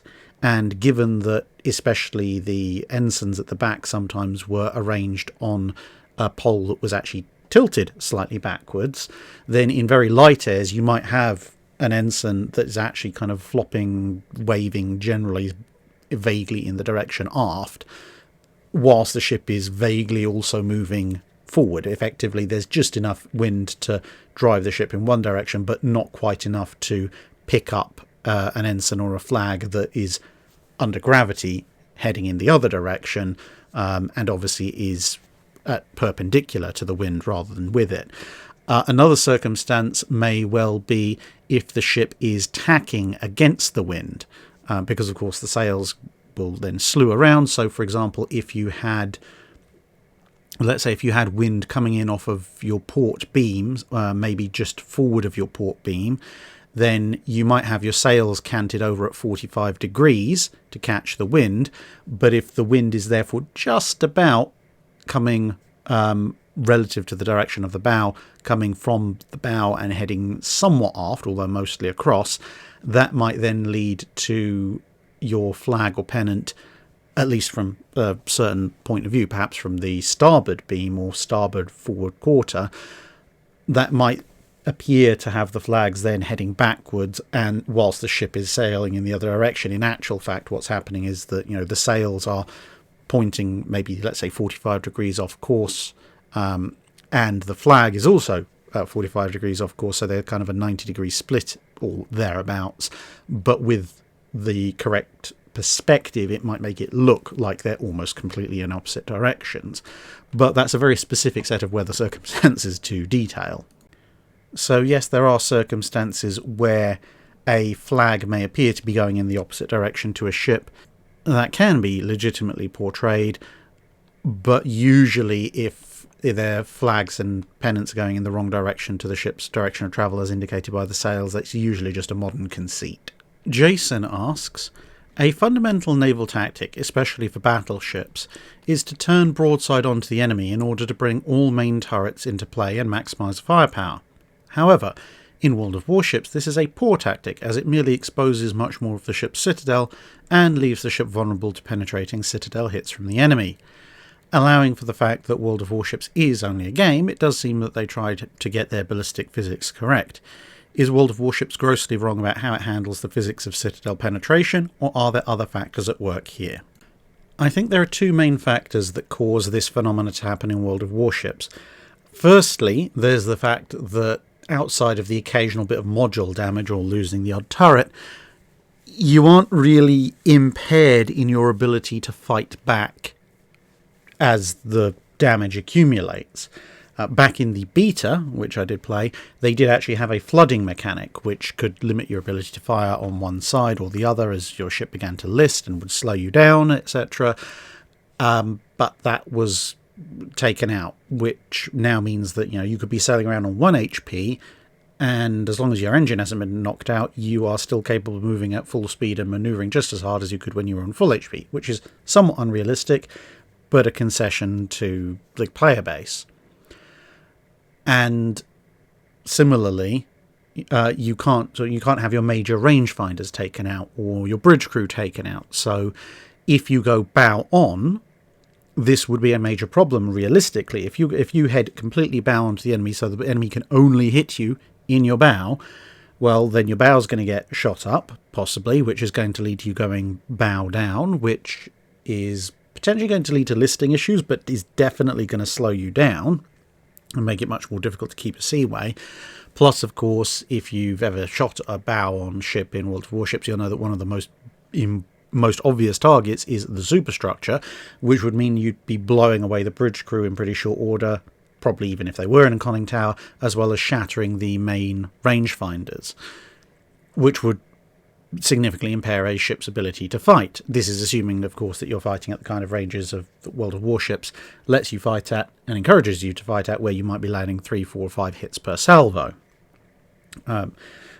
Obviously, realistically, if you're fighting bow on, historically, you're going to be miles and miles and miles away. You've reduced your target profile, so hits at all are relatively unlikely. But nevertheless, that's, I think, one of the things with World of Warships, is that the things that would historically punish you for fighting the way that you do aren't integrated into the game. The other aspect, which I know certainly was the case, and I believe still is, I haven't seen anything to the contrary, is that the ranges in World of Warships are artificially reduced. So if you, say, take HMS Warspite for a spin, you'll find that her absolute maximum range is actually significantly less than the range where she was historically able to hit, as a Giulio Cesare. She physically can't do that in-game. And the same applies across the board. So you look at something like a Yamato, and a Yamato or a Conqueror or Thunderer might sit at the back of the map and be quote-unquote sniping from 18-20 kilometers away. In real life, that's called standard battle range. In fact, you might well have engaged 4, 5, 6 kilometers before then and still reasonably have expected a hit. And most of your fighting in real life would have been conducted at, roughly speaking, what in World of Warships would be considered mid to long distance sniping range, at least for battleship engagements. And because of this artificial shortening of range, where everyone now gets historically, compared to historically, a lot closer, it means that if you have accurate ballistic calculations, you're effectively calculating for a bunch of ships that are fighting at implausibly close knife fighting ranges, at which point, yes, the armour probably isn't going to matter all that much if you present a broadside, because at 10,000 yards, the vast majority of battleship guns, especially with the artificial tiering system involved, should be able to penetrate comparable era competitive armour. And thus, at that point, Citadel armour starts to become basically a non-issue. You can just straight up penetrate it at the average range of a World of Warships fight. So my suggestion, personally, if you wanted to make it more historically accurate, would be either to increase everybody's ranges to their historical maximums, in which case you'd have a lot of issues with spotting mechanics and have to increase the size of most maps, so I can understand why perhaps they don't do that. The other alternative would be to work out on average how much have they actually cut the range down compared to historical, and then adjust the penetration calculations by a similar amount, which would then lead to armour actually meaning something in the game again. Michael Griffith asks, besides code breaking, did the American and British military conduct any sort of intelligence gathering in Japan pre-World War II? I suspect yes, but it would be relatively difficult to prove, at least as far as I know. Others, obviously, if you've done extensive analysis into Allied human intelligence reconnaissance efforts in Japan in the immediate run-up to World War II, please feel free to correct.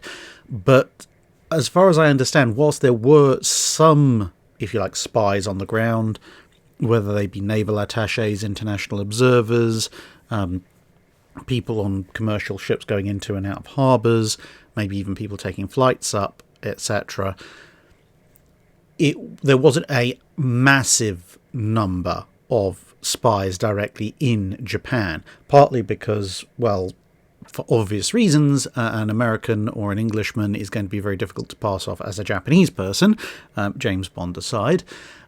But you could, of course, recruit people from the nation in question. There were German efforts and Japanese efforts to recruit spies in the US and the UK, and I'm sure there would have been efforts to recruit Japanese people to be spies for the US and the UK in return.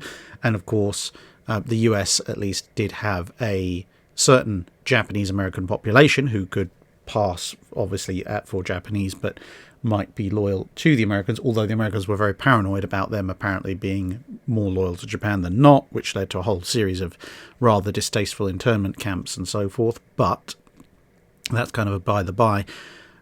But broadly speaking, for the context of this question, I mean, the Japanese were certainly worried about this kind of thing happening, which is why they had the Yamato Musashi building areas so heavily camouflaged and concealed. But I don't think there was a huge amount of what you might call human intelligence going on in Japan in the immediate run-up to World War II. Now, as I said, it's not something I've looked into in extensive detail. Most of the intelligence work pre-war that I've looked into has involved more the code-breaking side of things, which you already mentioned. And I would, to be honest, personally also suspect that if there were significant human intelligence operations going on in Japan, etc., they may very well still be classified in some way, shape or form, at least partially. But if anybody knows more, then again, please feel free to let us know in the comments below so that we can all learn. Staffan Lindell asks, what is your favourite battle of the Anglo Dutch Wars? I would have to say the 4 Days Battle, because, well, how many other Age of Sail engagements go on for the better part of a week? You know, there's just so much about that battle to learn. You could, people have published multiple books on it. It's one of the few naval battles where you could legitimately, just by explaining what's going on and recounting the history of it, you could legitimately publish a multi-volume work without much problem, and it's just still on a single battle. Plus, it goes this way and that all through. That's why it lasts so long. You know, the two sides, broadly speaking, are relatively evenly matched, although the Dutch come off somewhat the better for it by the end.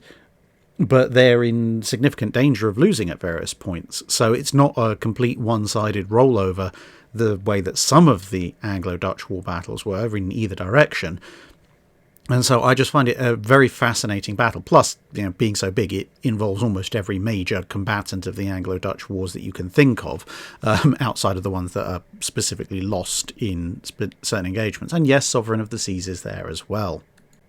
Dennis Thiemann asks, I recently saw a reference to canister rounds for Yamato's main guns that were apparently anti-aircraft defences.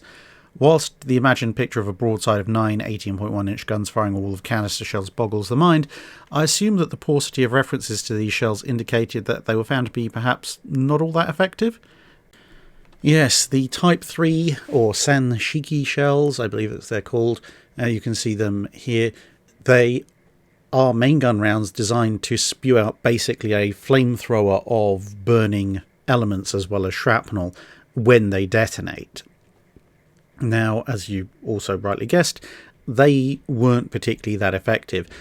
They suffered from basically the same problem that almost all wide area single heavy projectiles suffered when it came to anti-aircraft defense in the Second World War, similarly with the UP unrotated projectile mine rocket launchers, which is that actually 3D environments like the air are pretty darn large, and you know, short of actual nukes, even the largest reasonably plausible area denial weapon actually doesn't deny all that much area or volume compared to the overall volume that's occupied by the aircraft in question.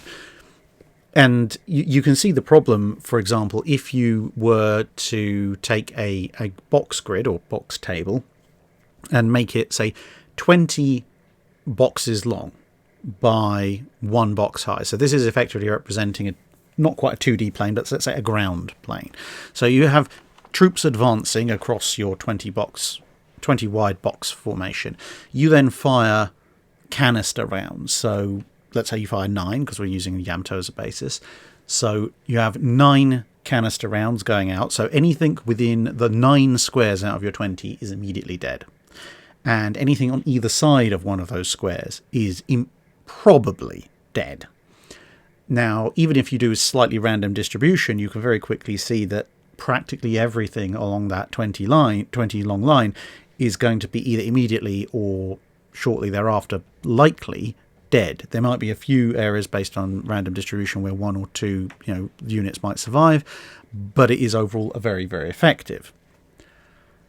Now, however, if you turn that instead of a 20 by 1 grid into a 20 by 20 grid and randomly distribute the your 9 dots, even if you allow for every square in proximity to those 9 to be potential damage, you will see there's actually now a vastly greater number of areas where a target might be that you are not going to actually even potentially damage it, let alone guaranteed kill it. And that's in a very, very narrow environment. Now, expand that up to the full 180-degree hemisphere that is the sky, and you just can't fill space enough with these large projectiles. And this is why all of a sudden, proximity fused or timed fused projectiles, just huge numbers of them, start to make a lot more sense. Because if you again go back to your 20 by 20 grid, rather than 9 single squares with a 1 square kill radius, if you now populate again randomly that 20 by 20 grid with, let's say, 36 individual guaranteed kill squares, perhaps with no real burst radius at all, and you account for another couple of dozen of these every, let's say, 5 to 10 seconds, then over the space of a minute you'll see you actually populate far more of that grid than you do with just your 9 single 1 square radius hits, which would simulate a single salvo from a Yamato versus, barrages from all sorts of medium and light anti-aircraft weapons in that same time with their higher rate of fire, even though their individual area of effect is smaller. Matt Osborne asks, can you tell us about Maurice Thompson, the colonising, interloping merchant adventurer whose faction took over the city of London during the English Civil Wars? What were his shipping interests? What kind of ships did he own? What was his relationship to John Folk? And how did they set policy for the Royal Navy after the regicide? Well, there's an awful lot to tell, certainly more than could be done in a single dry dock answer.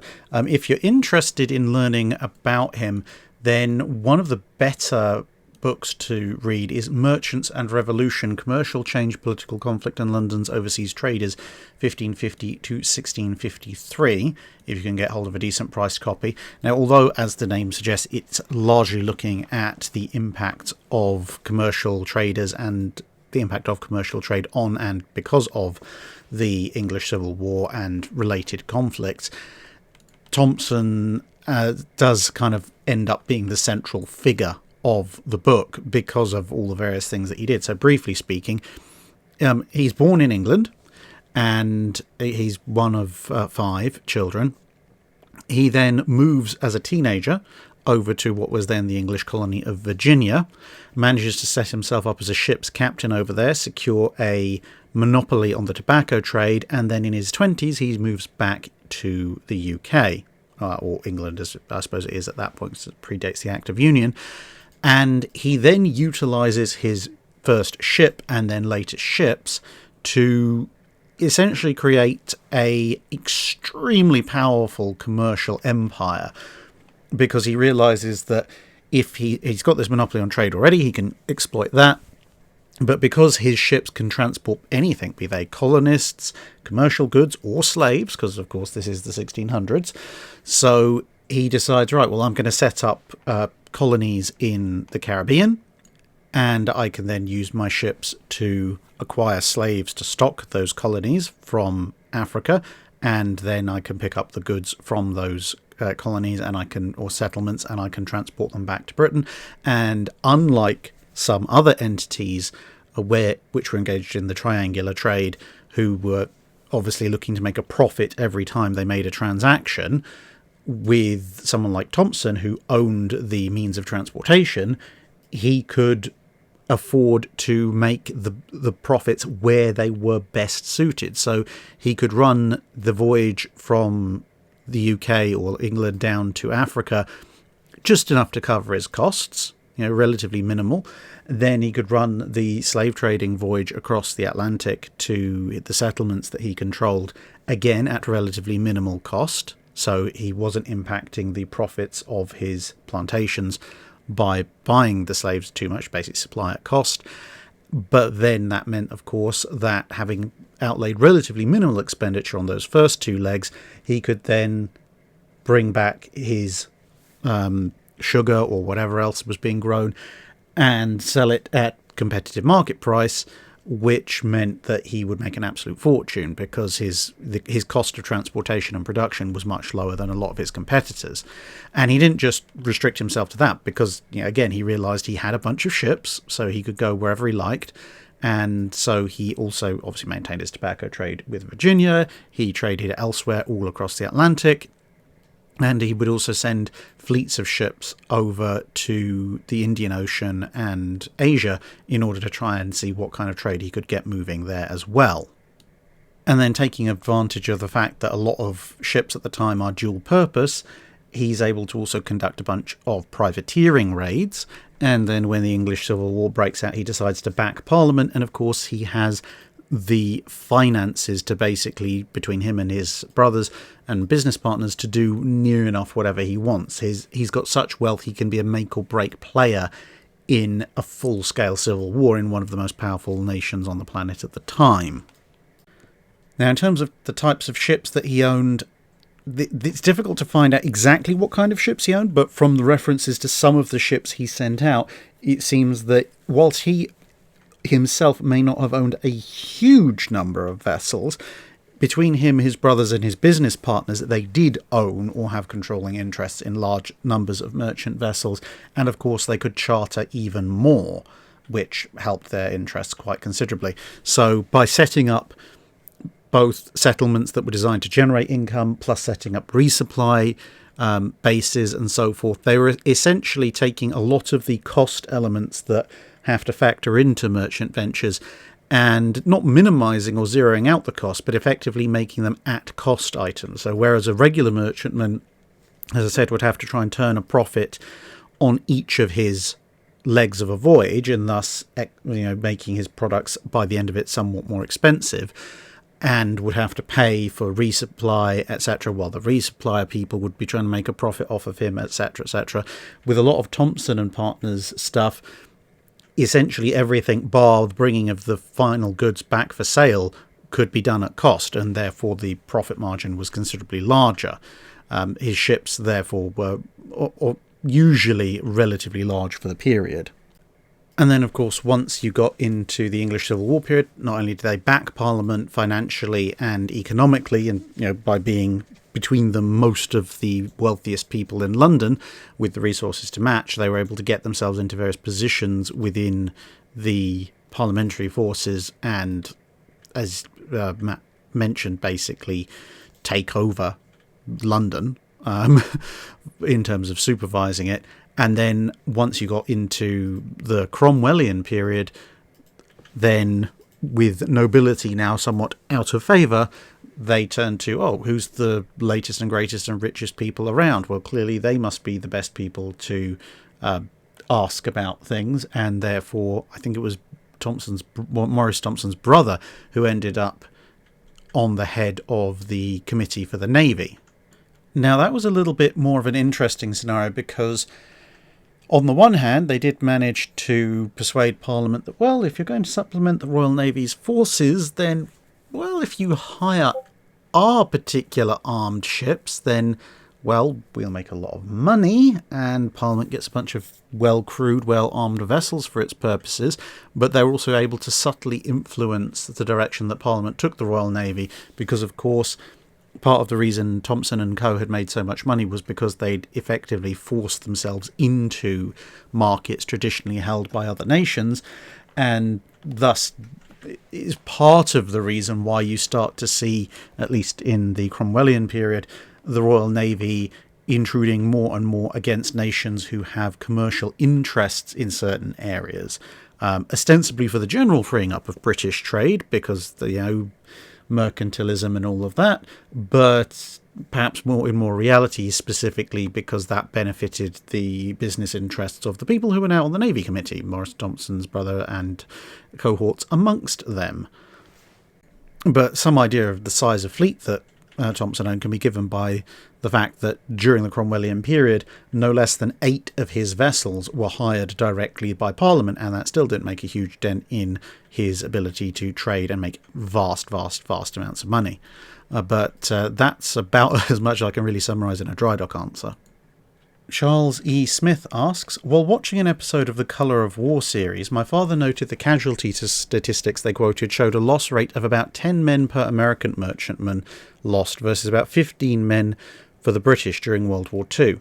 To the best of your knowledge, are these loss ratios correct? And if so, why the difference between American and British merchantmen? Now, I don't know if those exact ratio numbers are correct. That kind of detail is not something I've looked into in particularly great detail. However, assuming that they are, there may well be quite a number of reasons involved. Firstly, there's the fact that with the US entering the war in late 41, effectively the beginning of 1942, then the convoy system is a lot better developed by that point. So there's more escorts, and there are also at that point dedicated rescue vessels within convoys. So losses of men per convoy are going to be lower in the mid to late portion of the war as opposed to the early portion of the war, when those kinds of things are not quite as available. So there will be a higher ratio of men lost per vessel sunk in 1939, 40, 41 than there would be in 42, 43, which in theory would go down in 44, 45 still more.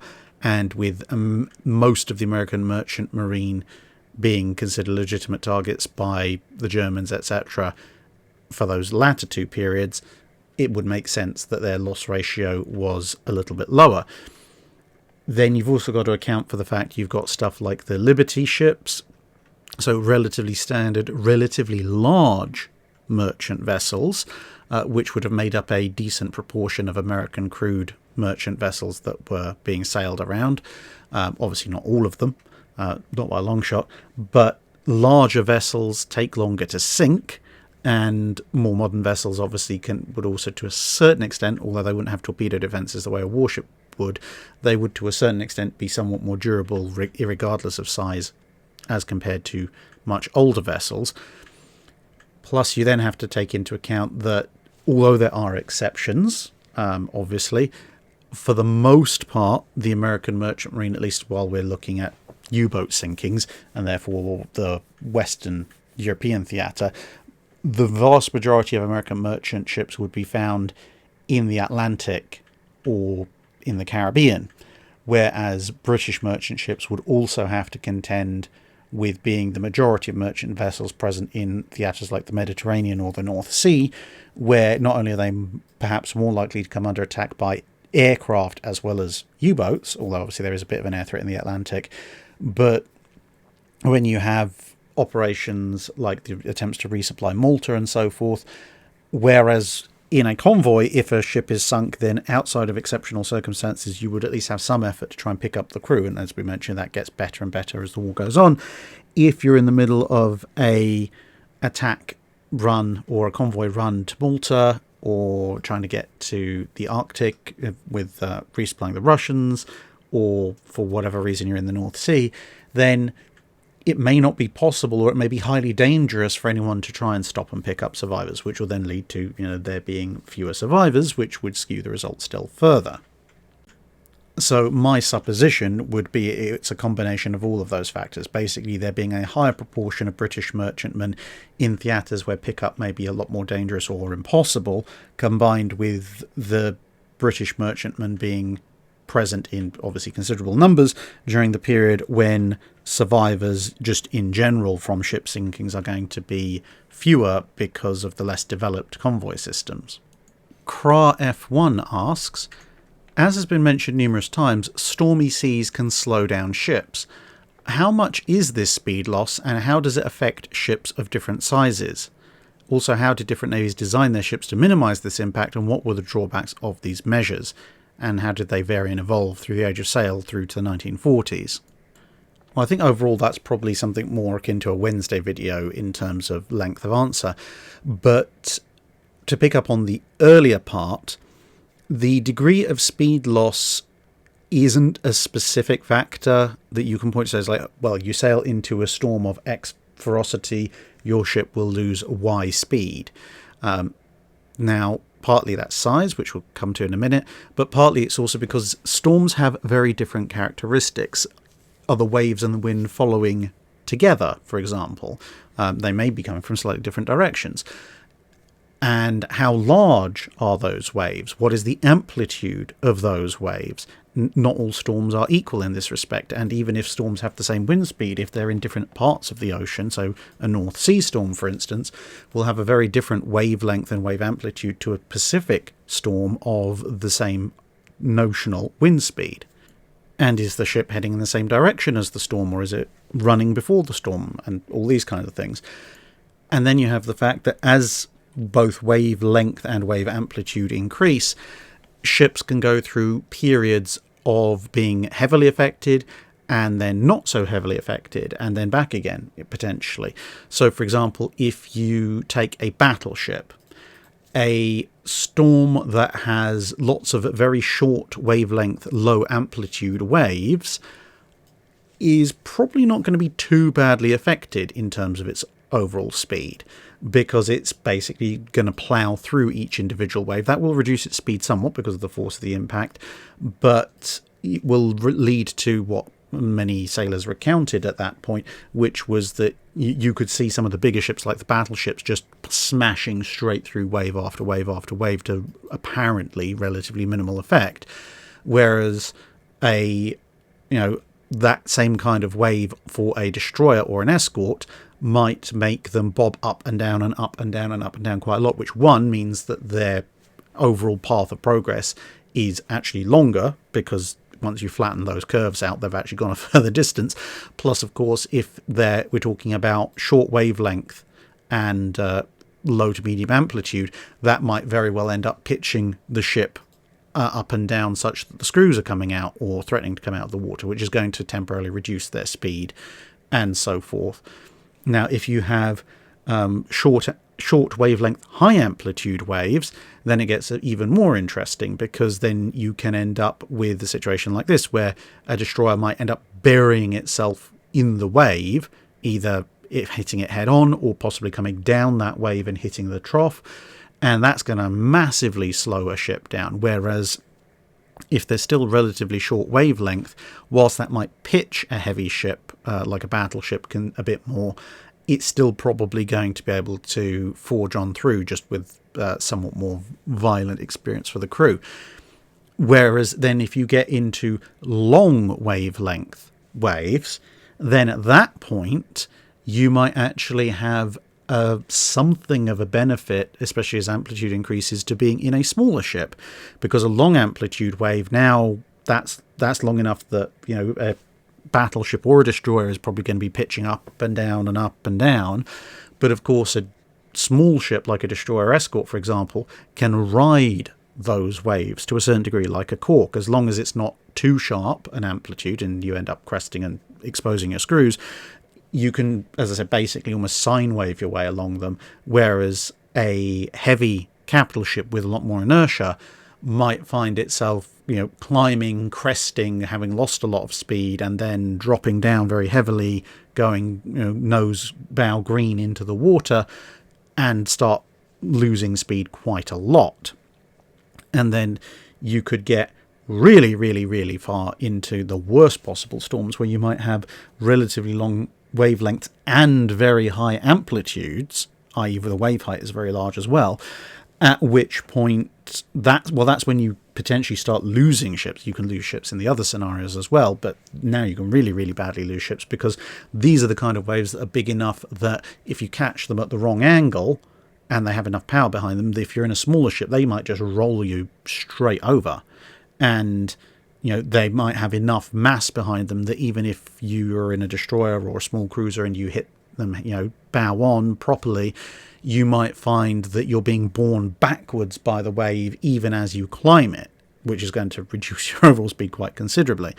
Whereas, and again, this recounts sailors' experiences in the North Sea as storms got worse, you might end up seeing a battleship that has enough inertia and enough power, is able to maintain forward momentum, but it's now riding up and over and down the waves in the way that smaller ships might have done much earlier. So they're still able to make a certain degree of progress, albeit somewhat slowed, whereas destroyers might actually be in certain circumstances, being physically forced back in terms of absolute position relative to where they were before. BFW asks, how would you go about describing the range of a group of ships in the Dreadnought to World War II period? Does underway replenishment functionally make it infinite so long as your supply ships can reach a port? And if so, how much effort is required for this? Or was there still a limiting factor that forced ships to have a large port or naval base that they had to stay relatively close to? There's an awful lot of factors. For example, how fast are your ships going to be steaming?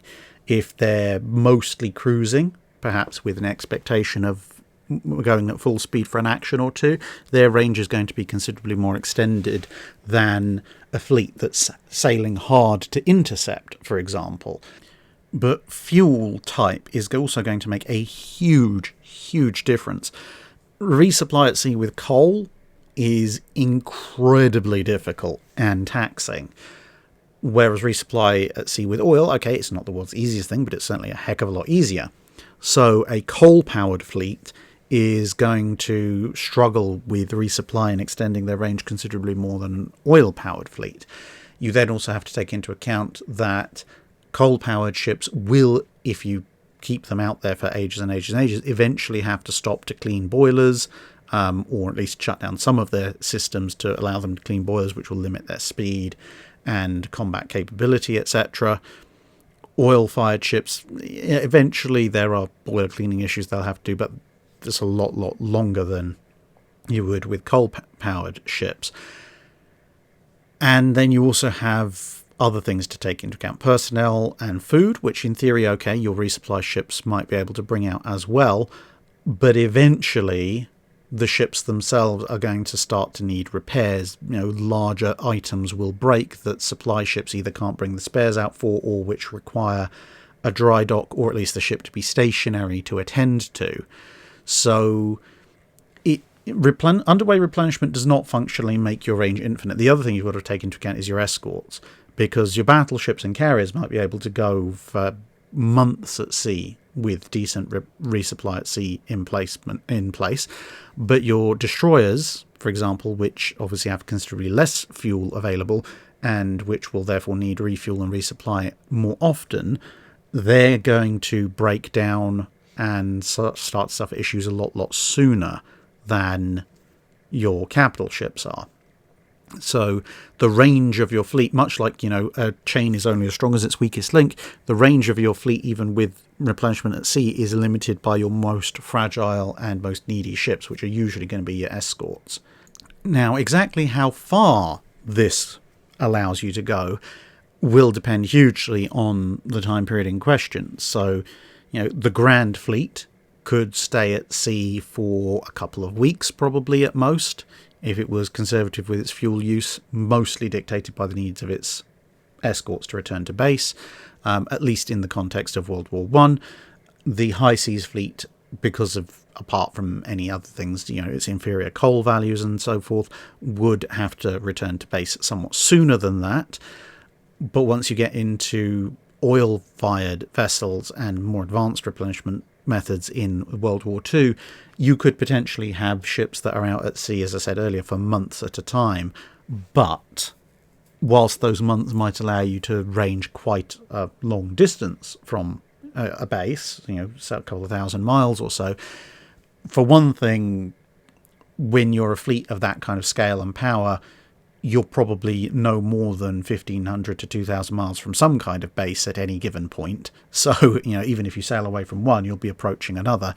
And for another, whilst you might be able to remain out at sea for a very long time, so let's say for random happenstance reasons, there are no Pacific bases available to the US Navy except for Pearl Harbour, you could still conduct operations in the Southwest Pacific in amongst various Japanese holdings for months at a time, but with that kind of range involved, any ship that gets damaged or for any other reason needs to return to port is going to have a very risky time of it trying to get back, which could be a problem. And so this is why, for example, when you have a third fleet operating off of the Philippines during the Battle of Leyte Gulf, it can stay out at sea conducting operations and periodically resupplying for a very long time, but they still want to be relatively close to Ulithi for the aforementioned reasons. Otherwise you end up potentially running into issues like when Wasp, North Carolina, and the destroyer O'Brien were torpedoed.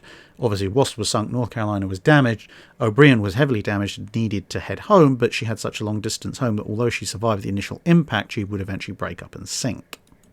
John McCarthy asks, many World War I era battleships had secondary batteries housed in casemates. Experience showed that the casemates often flooded or were inoperable in a seaway. The designers were smart, so what unexpected factors led them to adopt this design approach? Partly it was concerns about stability and survivability. So they were progressing very rapidly in casement armament, from especially in the dreadnoughts, starting off with 12-pounders, then 4-inch, then 6-inch, or your nearest equivalent thereof. But also in pre-dreadnoughts, you see this similar kind of thing going on. And the higher you mount the guns, the more effect on stability they have, therefore the fewer guns you can have. And given that you want to lay down a hail of fire because it's appreciated that in the pre-dreadnought era you don't have much in the way of rangefinder and fire control systems, well, on anything, but especially on your secondary, so you just need to saturate the area with shells, therefore you need the most number of guns you can get. And even in the dreadnought period, whilst your main battery might have all the rangefinders and fire control systems gradually being introduced, rangefinders and fire control systems for your secondaries are a very distant second in priority, so you still want to maintain as much of a barrage of fire as you can, because you're going to be firing at relatively short range, and it's going to be relatively hard to guarantee a hit with any specific gun, at which point having your guns lower in the ship, meaning you can have more of them, is more attractive for the most part. And so that's the numerical issues. There's obviously, I said, the stability, which it ties into that. There's also the protection issues, which also relates to stability. The higher you mount the guns, the more effect their protection has on the ship's stability, if you're mounting them in turrets or enclosed mountings or whatever. Whereas lower down in the ship, you can protect them better against shrapnel from larger gun impact and from direct impacts from either other ship secondaries or destroyer or cruiser main batteries. And there's also the position. Where do you actually put the casemates? Because not all casemates were completely inoperable. Some of them were, especially ones right forward and right aft, as well as ones that were mounted too low, like in the lower strake of the guns for the Monmouths. But there were some positions on ships where the casemates were actually still at least somewhat workable. Now, a lot of this comes about because you have all the previous mentioned concerns, but also when the casement batteries are originally introduced, you're looking at the pre-dreadnought period. Now, the pre-dreadnought period, battleships are moving at 12, 14, maybe 16 knots at the most to start with. Then they get up to 18 knots. But then suddenly, once you get into the dreadnought period, you're moving at 21 knots, 23 knots, 25 knots, 28 knots. And all of a sudden, not only does that mean pitch motions are going to be higher, but your bow wave is going to be higher, etc., etc. And also, once you've got through the trough amidships or further back, the secondary peak or tertiary peak of the bow wave is also going to be a problem. Hence, why a lot of the aft casemates didn't work quite as well. But because those waves are going to be higher, and even worse for cruisers earlier on because they get faster sooner, then you end up with casement positions that otherwise should have been perfectly fine, suddenly finding themselves to be flooded out. And that's something that the designers aren't necessarily going to have expected, because they're designing casements in positions that have always been fine, perhaps just not accounting for the fact that just how much additional energy is being imparted to the bow wave. And that's part of the reason why in pre-dreadnoughts you might see some bow casemates, but by the time you get to a ship like this, with HMS Emperor of India, the bow casemates have disappeared, and as you can see here, the forwardmost casement is about parallel with a turret, and then later casemates will move higher and further back as time goes on. So you can see some of the US standards in the middle of World War I are being built with casemates that are completely above the hull in the superstructure. And then you get to the end of the 1910s and the early 1920s, whereupon people are like, well, if we're going to be putting the casemates that high in the ship anyway, and there's less superstructure, therefore having fewer guns anyway, we might as well stick them in turrets or enclosed gun houses, because that gives us more of a field of fire with our now much more limited number of guns. Darren Liu asks, what do we know of the Chola invasion of Srivijaya in 1025 and the shape of naval warfare in the Far East before the arrival of Europeans? Well, I personally don't know a huge amount. From looking things up, it seems that a certain amount is known about the war. For reference, and I apologise if I got any of the pronunciations wrong, but the Chola Empire is roughly, as I understand it, contemporaneous to what we would today understand to be southern and eastern India. And the Srivijaya Empire would be, broadly speaking, kind of what's now Western Indonesia and maybe a little bit of the southeastern portion of the Asian mainland. The war itself appears to have been conducted, relatively speaking, swiftly, and not so much a war of conquest and more of a war to upset the balance of power, i.e. you burn and destroy the enemy cities, you don't take over their territory. I admit, 11th century Southeast Asian warfare is not something I've particularly looked up in any great detail or studied. But as far as I also understand, mostly naval conflict generally in that period for that area is not as well understood. Certainly not as well understood in the West as it is as Western naval combat is, partly because of lack of records, and partly because I suspect, as with even some more recent conflicts that do occur in the Western European sphere of influence, I suspect that what records there are probably still largely in their various original or current regional languages, and as a result, through not being translated in any huge numbers over into English, the English-speaking world remains largely unaware of what material there might well be. Similar situation to the much more recent Battle of the Yalu River, where Japanese and Chinese accounts reportedly are very, very different as to what exactly went on, and the English language literature can't seem to decide either. But what information there might be that actually talks about those conflicts and what might therefore be a resolution to the problem would require people to translate significantly more out of Chinese and Japanese in that case, and in this case, I guess, Sanskrit maybe, or whatever the local languages of that period were, or what they may have been translated into nowadays. India's got so many official languages, I wouldn't even want to begin to guess which one it might have been translated into, or possibly multiple thereof. So yeah, unfortunately, that's an area that I don't know all that much about, and I would hazard a guess, a fairly well-informed guess, I would think, that most naval historians in the West probably don't know that much about either, and given the information that does seem to be at hand, possibly is even a bit of a niche subject over in India and Indonesia. Brian Stevens asks, just how much could a crew do to repair an age-of-sail frigate by putting ashore, say, in South America and just starting to cut down trees and so forth? A surprising amount, actually, depending on what state their ship was in at the time they put in. So, for example, if, let's say, the ship had suffered hull damage and maybe had lost a mast, you could actually make good a good chunk of that, assuming that you kept or salvaged enough of the rope and canvas from the fallen mast, or you had relatively plentiful stores below, which you probably should have done. Then as long as you've got at least one other mast to work from, you can improvise a crane, and as long as you can find the right kinds of trees, you can improvise a mast. It might not be quite as good as your original one, but it's certainly a lot better than not having one. And even if you've been completely dismasted, you can jury-rig a certain amount of mast, and then potentially even use a small jury-rigged mast to allow you to rig an even larger one. It's mostly about the availability of the correct kinds of trees at that point.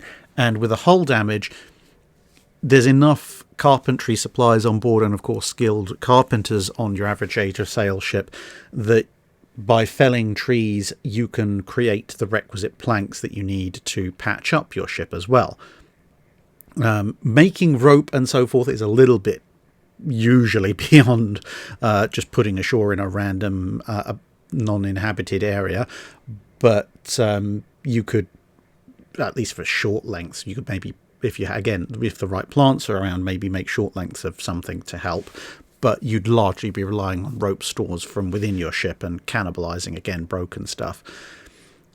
You can careen the ship to clean it, and so forth. So yeah, there's a fair bit of repairs you can do. Now, it's not necessarily going to be quite as good as a proper work in a dockyard, but it's certainly going to be more than good enough to keep you going. The bigger problems will come in either if there's not, for example, if you've lost mast and there's not suitable mast timber around, well, then you're a bit stuffed, or if you've taken the kind of damage where it's not just your hull planking that's been smashed up, because that's, as I said, relatively easy to replace. It's if your keel has been broken, or if the ship's frames have been stove in. Now, if they've been cracked or something like that, you can patch them up, put reinforcement planking on them or something to try and keep them all together to a limited degree. But if you've suffered major structural damage, then that's when you really need a dry dock. That's where you very well might not be able to repair damage to your ship. Now, you might still be able to perhaps make good well enough to limp to a port where you can either find another ship or get your one repaired, but it's certainly going to be a case of, tide me over repairs to just about get somewhere, as opposed to, well, we got a bit of damage, now we're going to patch ourselves up here and carry on at that stage. Eric J. Van Dooting asks, if Japan had agreed to the Second London Naval Treaty, what do you think a treaty-compliant Japanese battleship design would have looked like, since they couldn't achieve qualitative superiority with either ship or gun size, assuming that no nation invoked the escalator clause? Also, assuming war started in Europe as historical, do you think the US would have continued to abide by the treaty as long as Japan did, if neither nation was yet at war? I don't think the treaty system would have withstood the outbreak of war in Western Europe, because, well, all the naval treaties contain specific clauses where participants could announce their suspension of compliance in order to take part in a war because a war had broken out, which, of course, Britain would have done at the outbreak of World War II, at which point it would only be a matter of time before Japan also decided, well, okay, it's wartime in Western Europe, Britain is now building its fleet up beyond the limits of the treaty, well, I'm going to do so just to be on the safe side, which would have then led the US to do so, and so on and so forth. Nonetheless, if Japan had agreed to the Second London Treaty, we don't know exactly what they would have built, because obviously they didn't, so they didn't make plans to do so, and they knew that going forward. However, we do have some idea roughly of what it might have looked like, thanks to the numerous plans of Admiral Hiraga, who designed quite a lot of rather wonderful looking hypothetical Japanese ships during the interwar period. And this design, much like the British 16A and some contemporary American designs, this was basically what was prepared, in this case for the Japanese Navy, as a potential treaty-compliant ship had the battleship building holiday that had been agreed at the Washington Naval Treaty finished at that stage in the early 1930s. So this is, 3 or 4 years or so before design work would have commenced for a potential battleship in the last part of the 1930s. But it gives some idea where the Japanese were looking at. So it has it's very characteristic when you've looked at Hiraga's designs of his slight obsession with the very curved, long, single trunk funnel, but it was designed to be approximately the same speed as the Nagato's, except it has 10 16-inch guns rather than 8, and it does that by having 2 triples and 2 twins, and it's also designed to be relatively well protected, but in keeping with Japanese design trends in the interwar period prior to the Yamato's, its armour is not quite... it's not the same where everyone else designs their ships to withstand the firepower of their own guns at expected battle ranges. The trend with the Nagato's, the Tosas, the Keys, the number 13s, and with this ship as well, was to have reasonable enough armour. In this case, I think, depending on the source, is quoted between either 12 or 13 inches. I probably tend to err towards the latter, but there are a few different sources that give slightly different figures, which, it's a reasonable enough amount of armour to hold against the older 14-inch guns or something like that, maybe at longer ranges against a 15-inch gun, but considering this is a 16-inch armed ship, it's a little bit on the thin side, especially for the 1930s. But I would expect that something like this is approximately what you'd see the Japanese laying down. The Rogue Chief asks, if a film biopic of Admiral Nelson, or at least the Battle of Trafalgar, were to be made today, what personality traits, quirks, or characteristics would you say be key in depicting the man Nelson? And if you were producing and money was no object, who would you really want to see in the role? Well, I think his impulsiveness and recklessness would definitely need to be shown, especially if it was a biopic. Everything from the encounter with a polar bear as a midshipman through to taking the captain into the Spanish line at Cape St. Vincent, and so on and so forth. That kind of recklessness would definitely need to be shown. Another thing that would probably be good to be shown would be the fact that while he was a brilliant admiral and naval man, basically the minute he takes a step off of a ship and tries to involve himself in anything involving the land, whether that be land-based military affairs, politics, or indeed his love life, he's pretty hopeless and clueless, to be perfectly honest. I think his sardonic sense of humour probably also needs to come through, but you'd have to portray him as the kind of man who could appear to be slightly, disappointing, maybe even slightly off kilter during most times, which, if you look at people who met him when all they knew was his heroic reputation, kind of comes through. But then once the action starts, he kind of snaps into being this very focused, very tactical, very aggressive officer. Now, as for who would play him, that's a little bit difficult, because if it's a biopic, you're going to need multiple actors to play him throughout his lifetime. Whereas if you're going to go with just Trafalgar, then you've got to pick someone, I think, who's at least going to be a passable resemblance to him. Now, that does actually mean ruling out a number of actors based purely on body type, because Nelson was not, he wasn't particularly muscular or heavily built. He was relatively slim. Height you can make certain allowances for with camera angles, but yeah, he was a relatively slim individual, and his facial structure as well is quite distinctive, because we've all seen him so many times in paintings and so forth. Now, a younger Nelson, I can actually see Tom Hiddleston doing a pretty good job of. But I'm not sure how well he'd do a Trafalgar Nelson. I don't know how well Tom Hiddleston does in aged roles. So, take that as you will. I think perhaps at Trafalgar, especially if you're looking at the overall, if you like, the overall circumstances leading up to it and the battle itself, Benedict Cumberbatch might not be a bad choice. I think he'd actually be able to fit the character of Nelson pretty well. Or perhaps Paul Bettany might also be a good choice. Now, you might be wondering why I'm not listing older actors like Ian McKellen or someone like that. Well, the simple fact of the matter is that Nelson wasn't actually that old when he died. He was 47, despite the greying white hair. So I don't think you can take someone who's too old to portray him, because that would be somewhat inaccurate.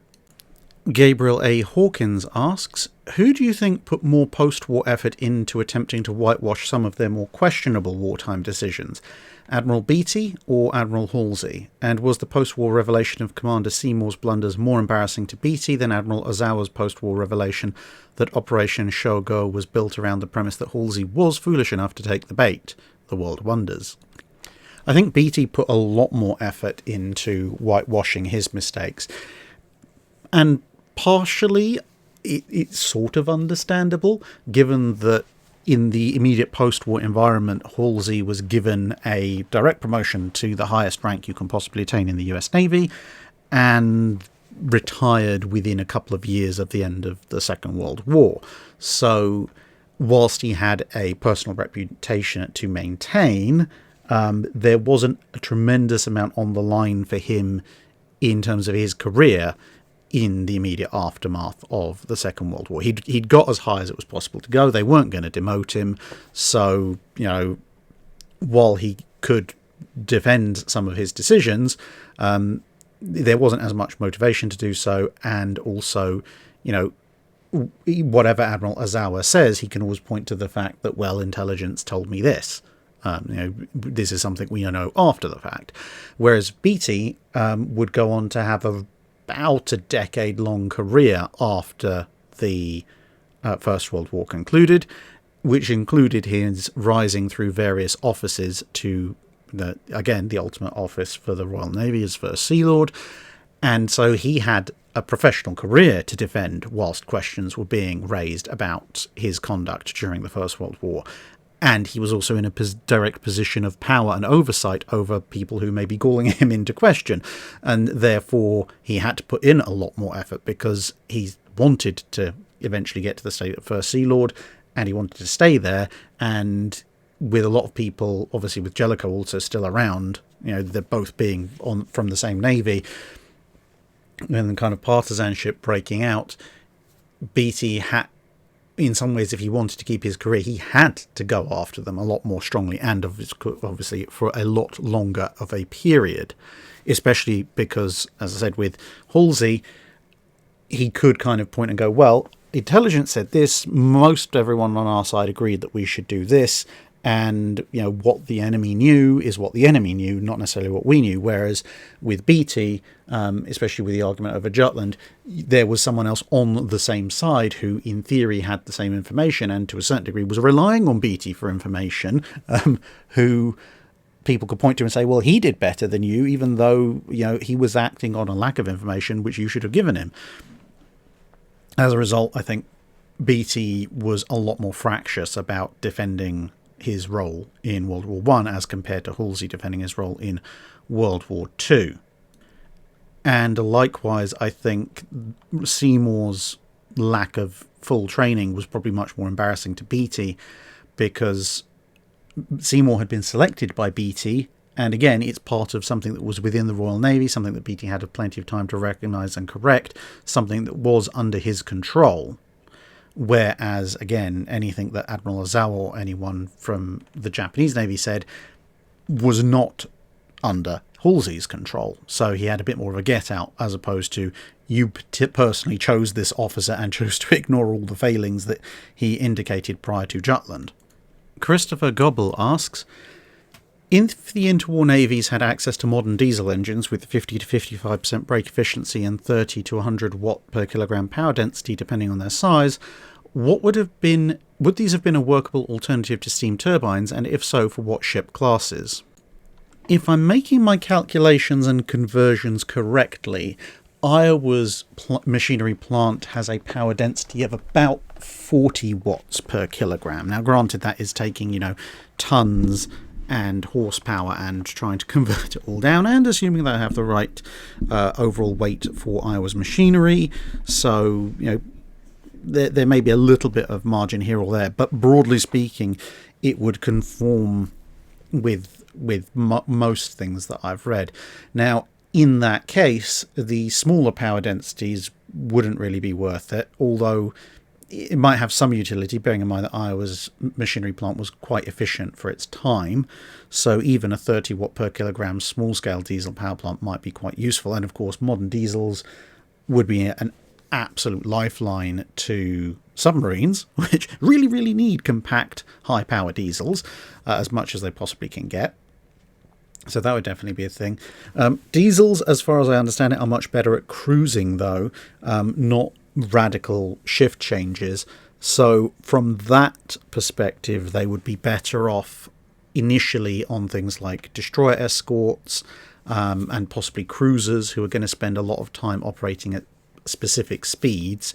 Of course, that may be high speed, that may be low speed, but they're not going to be adjusting their speed a lot the way that, say, destroyers would be.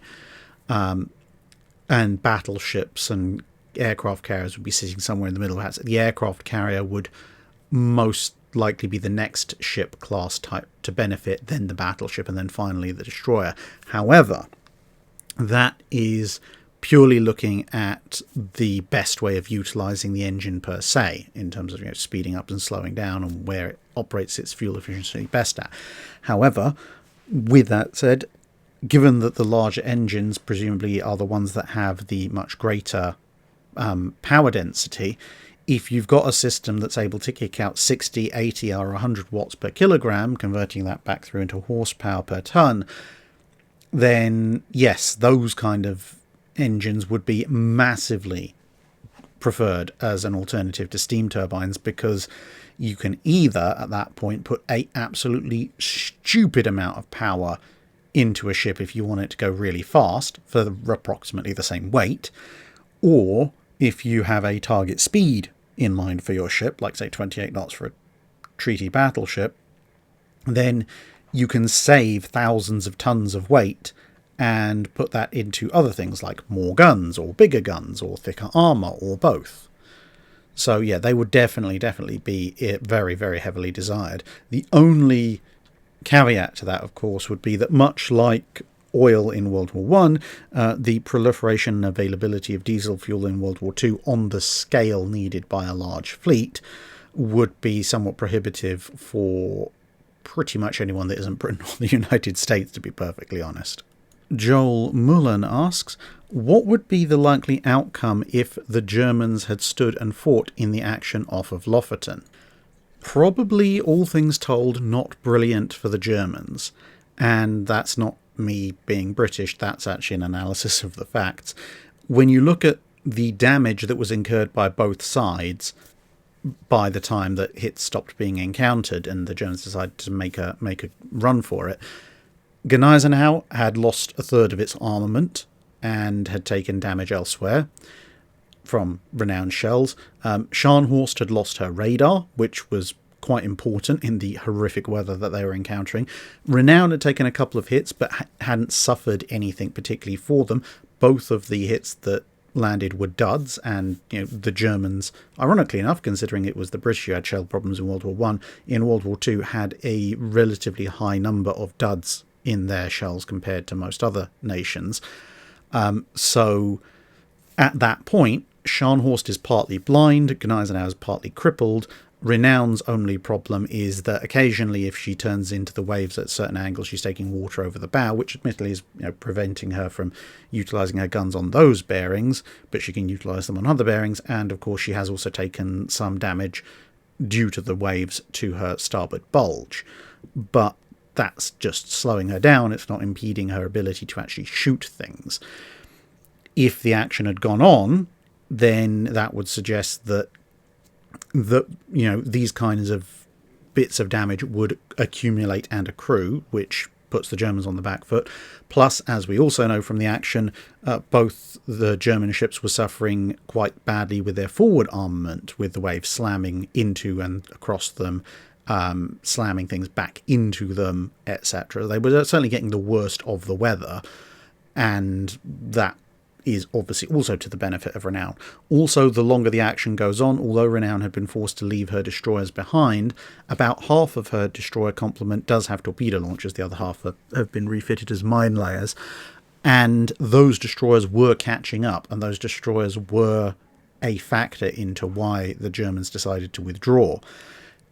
The longer the combat goes on, the more chance those destroyers have of coming into action, and of course, whilst the seas are not particularly favourable for torpedo launches, they might get a torpedo launch or two off, and, well, the Scharnhorst do seem to have a history of being torpedo magnets, generally, and of course the flip side is that in the kind of seas you'd see during the action off of Lofoten, it would make it exponentially harder for the Scharnhorst to spot or hear incoming torpedoes and take the necessary evasive action. So, the longer the combat goes on, the evidence of the combat that actually occurred would suggest that Renown would probably score more hits than the Germans would. Those hits would be more likely to do more damage, both because the individual hits are larger shells and because they're less likely to be duds. The German ships have already started to accrue damage and will probably continue to accrue damage, which would make their ability to hit back even harder. And of course, then when the destroyers show up, that adds another layer of complexity that is against the Germans. Now, thanks to the absolutely awful weather, unless someone did something really spectacular like score a crippling hit on a rudder or blows off a stern with a torpedo hit or in some other way cripples the means of propulsion, the Scharnhorst are probably still going to get away, albeit somewhat more badly mauled.